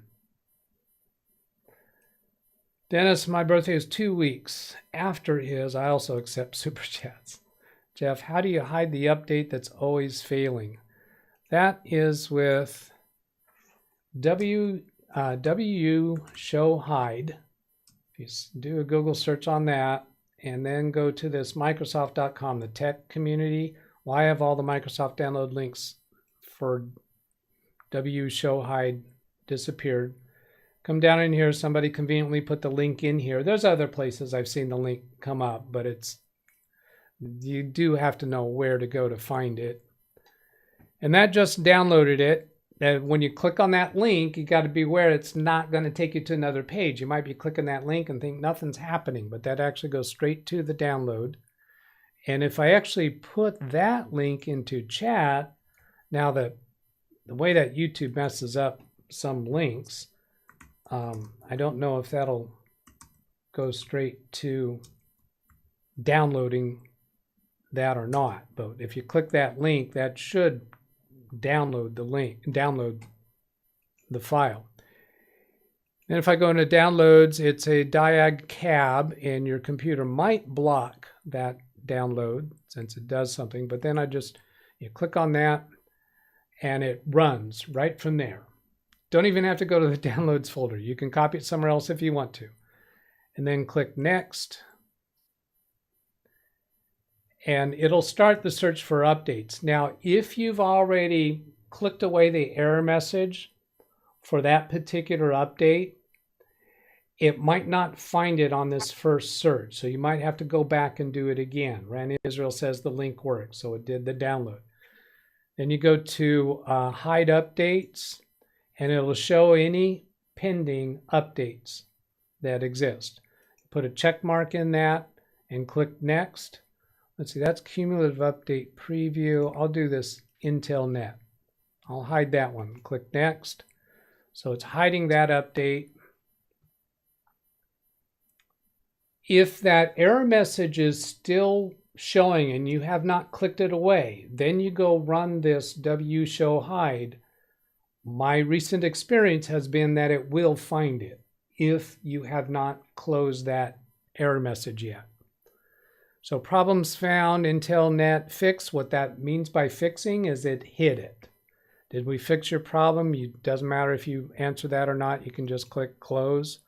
Now, if you go back into that WU show hide, WU obviously stands for Windows Update, and then click next.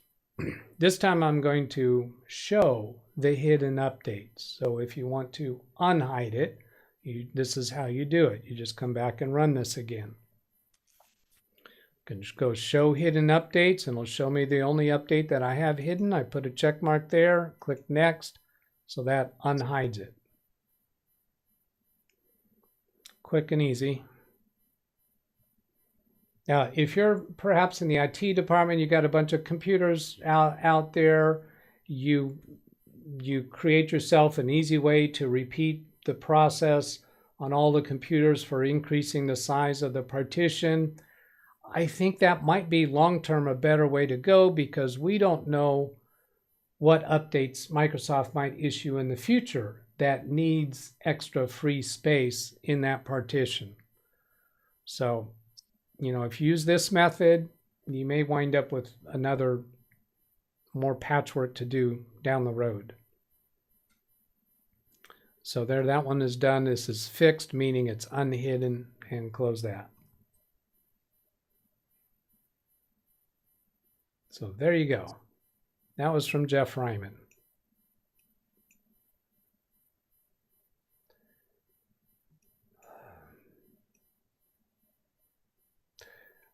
Frosty Winnipeg, I've seen Macrim fail expanding the C partition of 500 gigabyte to 1 terabyte clone And yet that should be automatic, easy peasy. I've done that a number of times successfully. Where did the fail happen? Did it happen at that point where you click to automatically shrink or expand? Or did it do that step okay, but then when you did the clone, it failed? If it failed during the clone, there might have been problems on the source drive that was actually the cause of the problem. So when you say it failed, how did it fail? Thank you, Tim. Doug, Yes? I just wanted to point out, you mentioned that sometimes YouTube will screw up links. I've heard it mentioned before that sometimes YouTube screws up the number of streams you had. For instance, it could be 998, it could be 999, 1,000. That's just a rumor. Moving on. I might wake up tomorrow and find that I've lost 2 videos. No, your videos stay intact. It's your money that goes away.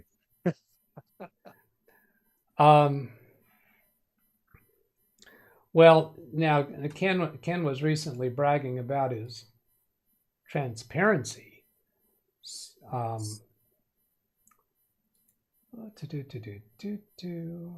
says, oh, that's interesting. That doesn't work there. If I do that. There were some grumblings about me being transparent, so I stopped being as transparent. I still mention it from time to time. Does this mean that I am transparent? Now Ken didn't know. Now that just means you phased up to the enterprise. Yeah. But I don't have any problem with showing. In fact, it has been viewed on my channel and I haven't pointed it out very often, but I got no hesitation to that. So here we go. It's around here somewhere. Wait, let me get to YouTube. Analytics. Okay. Estimated revenue last 28 days, $60.43. And then if I switch this thing up here to lifetime, $2,359. And there you see some spikes. Let's see, that was spikes in views. Is this your final amount? This is not a revenue graph. This is views. Can you click on revenue at the top? Oh, yeah, up here. So this would show where the spikes were in the revenue. So here's revenue.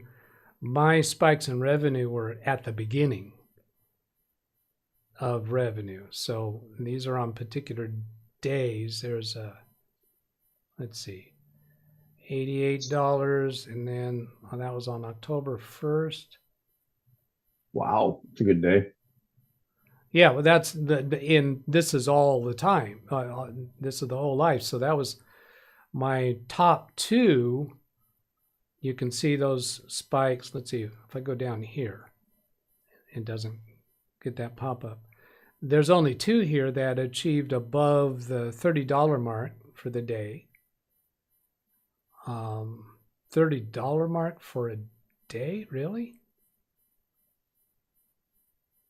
That's more than well, if you don't want it, I'll take it. I mean, yeah, well, I got no problem with that. I think what it is, you know, I've got a few that, yeah, there's a day that was 47. There's been a few videos that I uploaded that did well, and that's where these monies come from. So that was October 1st was 88.64, but that was 2.5 years ago. Right. And just out of curiosity, does YouTube send you a 1099 at the end of the year? Yes, they do. Yeah, thought so. And I have filed tax. I've included that on my tax filings. I'm not going to get in trouble over. So there you go, Ken. By the time Ken pays the federal government, state of Indiana, and the 14 different counties that he lives in and works in, he owes everybody money, including YouTube. And YouTube withholds money too. So I'm wondering if that might be part of the what gets paid out to a person is less than what they've earned, because you earn an amount of money and YouTube's going to withhold some of that for taxes. So is it when they have over $100 check to actually issue to you, that it triggers when they're going to send you payment. Right. I hit 102, and I hit 102 about a week ago, 10 days ago. This morning, I'm at $77 and some change. And there's no explanation. I don't get it. Yeah. And so you're saying that from the same place, this estimated revenue piece, is that where you're getting those numbers? Yeah, I go to revenue up at the top. Yeah. Would you like me to share my screen? Sure. Give me permission, please. Oh, yeah, because that's permission isn't granted by default. He thought I didn't remember that. Share screen, allow participants, even Ken Stout. I had to choose that option. See which map here. That came through in the last update. The last update of Zoom includes an option for allowing Ken Stout. That's because I'm special. All right. Hopefully you guys on Zoom are seeing it, and I don't know if it's going out across the YouTube waves or not. Yes, it is. So I go to analytics like you do. Yeah. And then 77.97. So then I'm like, what? And I come up here to revenue, and this breaks it down into your watch page, your short feeds, and your supers. Well, if you go down here to how much you're earning for March, I've gotten $84.98 in super chats and 20 in February. So those two numbers are $105, give or take, not $77. So now, are they taking taxes out on this to get me to that? Well, is that what that is? I think what that is, I think there's also YouTube's share involved there, or there might be, because YouTube takes a portion of the money that is earned off of the advertising on your channel. Right. Now. Right. And yeah. So yesterday or the day before, I got a $1.99 super chat. I got $1.54 of that. You would think that would stay consistent, okay. But I also got over here, I forget which one it is, $1.99 super chat, of which I only got $1.11. Yeah. There's no consistency. Well, if they take 30%, wouldn't it be $1.66 all the time, not $1.54 one day and both of those $1.11 the next? Both of those were $1.99? Yes. Well, does that estimated revenue include super chats? Or could those estimated revenues be your advertising revenue? $65.60 for super chats. Over 28 days. $4.70 for 28 days, right? And that's the other thing, is define the 28 days. Well, I think that the 28 days is in the upper right corner. You can choose last 28 days. So everything on this screen should be the same time period. So that graph has dates on it, has specific dates on it. So I think that those are the 28 days, but those are not pay periods.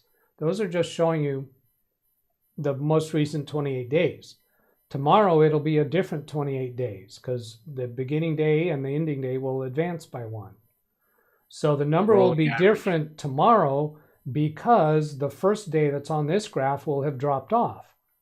And the next day on the right side of the graph will have occurred. So it should change every day. When you get to the point where that spike is at the left margin of your graph, then your subsequent days should drop a lot. I mean, your subsequent 28-day period should drop a lot. Okay. Well, I will keep an eye on that and see. I think that's the main reason why you're seeing differences if you're looking at the last 28 days, because every day it's a different 28 days. Well, it's interesting you mentioned that, because yesterday, the last 28 days was not March 2nd or March 1st. It was actually February something to March something. So this has finally changed into basically the 28-day period. And right above where your mouse is, it actually tells you the first date and the last date of that 28-day range. Right.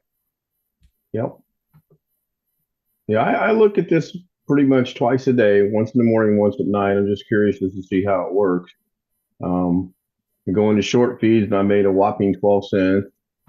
And then I can go into watch page ads and $4.13. And yeah, you brought a good point up. People that skip through it, we're not getting paid for that, obviously. And then YouTube Premium, I've made $1.57. So I'll be paying for my next round of golf in 2027 here from YouTube. Thank you, Doug. Yeah. Yeah, that really answered the question for me, though.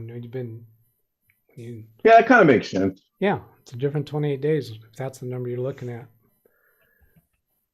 So now that you're the big time YouTube moneymaker, when do you get paid between what, the 21st and 26th each month?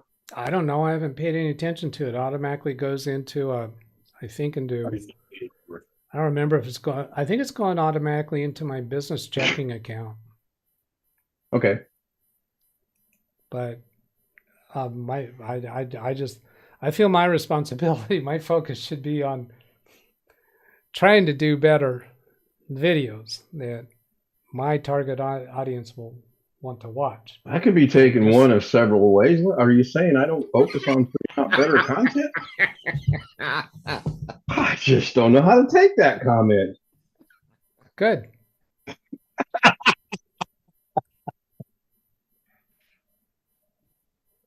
Yes, Alex and I are in negotiation. He's claimed to take over the show and that it will do much better than when I do it. So we'll see. There you go. God, no. God, no. All right. I got another quick question. Okay, go. It's 4:12. Have you decided to go back to that drive yet? We are waiting. I am not. I am not going back to that drive. My next move is going to find out. It's going to be to find out what they have for backups. I'm going to tell them that this looks like it'd be very difficult, if at all possible, to recover from the drive. And we're going to talk about how to take whatever most recent backup they have and move forward from there. Right. Yeah. And if they don't have a backup from 1920, you're up the creek because you're not going to worry about pulling that drive apart and trying to get the information. If it's going to be very difficult for them, then I will take further steps with the drive. With managing their expectations by telling them it's kind of a long shot, but right, because you haven't been diligent with your backups, we'll go try that. Bring out your dead. Bring out your dead. Doug, there's also always the possibility that all of the data if it's got a file allocation table as such, that may be all corrupted. Well, you may not be able to access anything. So even if you got it apart, it's a junker. That's why I'd be telling them it's a long shot. Even if I think that it is not all that big of a deal, I wouldn't tell them that at this point, because I think it is a fair statement that it's a long shot. I don't know what the potential is at this. I did tell her when she dropped the computer off that the first objective is to see if I can get your QuickBooks company file off of there. Now, there's a lot of things that can go wrong with the drive that will prevent the computer from starting, but I can still get to the data. Told her it's a crapshoot. But I also told her that more often than not, I can get the data. But we don't know until I try. So that's how I currently set her expectations. Say again? If you had a head crash, it may be all gone. Well, true.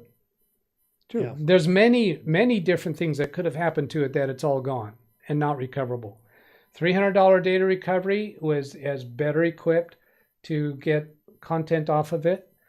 I'm hard pressed to imagine they would want to go down that road rather than doing whatever they manually have to do with the starting point of the CPA's copy of their most recent QuickBooks data. Now, let's see, this is They, yeah, they would be operating, I'm sure, as a... There we go. Got to have at least one. Come on, princess, in there. She loves paper. Okay, can I continue? With the drive, you're going to do the drive now? Yeah, by all means, continue with the drive.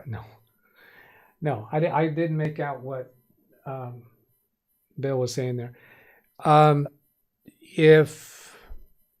Yeah, so this is tax time right now. If they had already sent their company file to their CPA recently, then there's probably not much content on there. But if they haven't sent that yet, if they discovered this problem when they were trying to send that company file to the CPA, then the CPA's copy might be nearly a year old.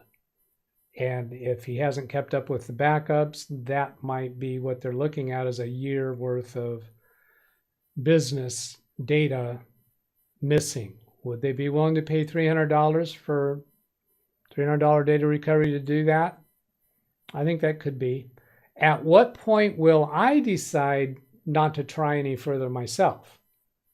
Well, I don't want to go so far that I mess it up for $300 data recovery. And at this point, I don't know how I'm going to answer that. Okay, sounds like that's a wrap. People on Zoom, I'll ask you to say goodbye to the audience, please. Hasta la vista, baby. Doug question from Bye. Speedy in chat. Happy Easter. Goodbye to the audience, please. All right. Well, And let's see, there's a question from Speedy in chat. Let's see if that's directed to me. Speedy. Speedy in chat. Trying to search for it. Oh, I'm going to be in trouble. Ken's going to criticize me again for saying that I'm quitting and then I didn't quit. Oh, jeez. Why do I get blamed for this? Because you do it. Quick question for later, Doug. Has anyone had an update to Windows 11 yet containing Copilot Preview installed on my PC? Well, I have Copilot, and I think it is, yeah, it is Preview. I've had it on both Big Beast and Baby Beast for a while.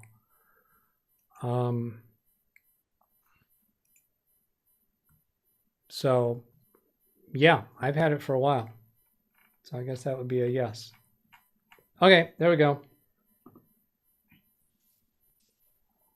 Clicking you guys out.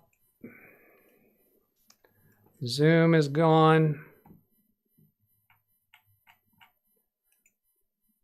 And I will see you all maybe on April Fool's Day.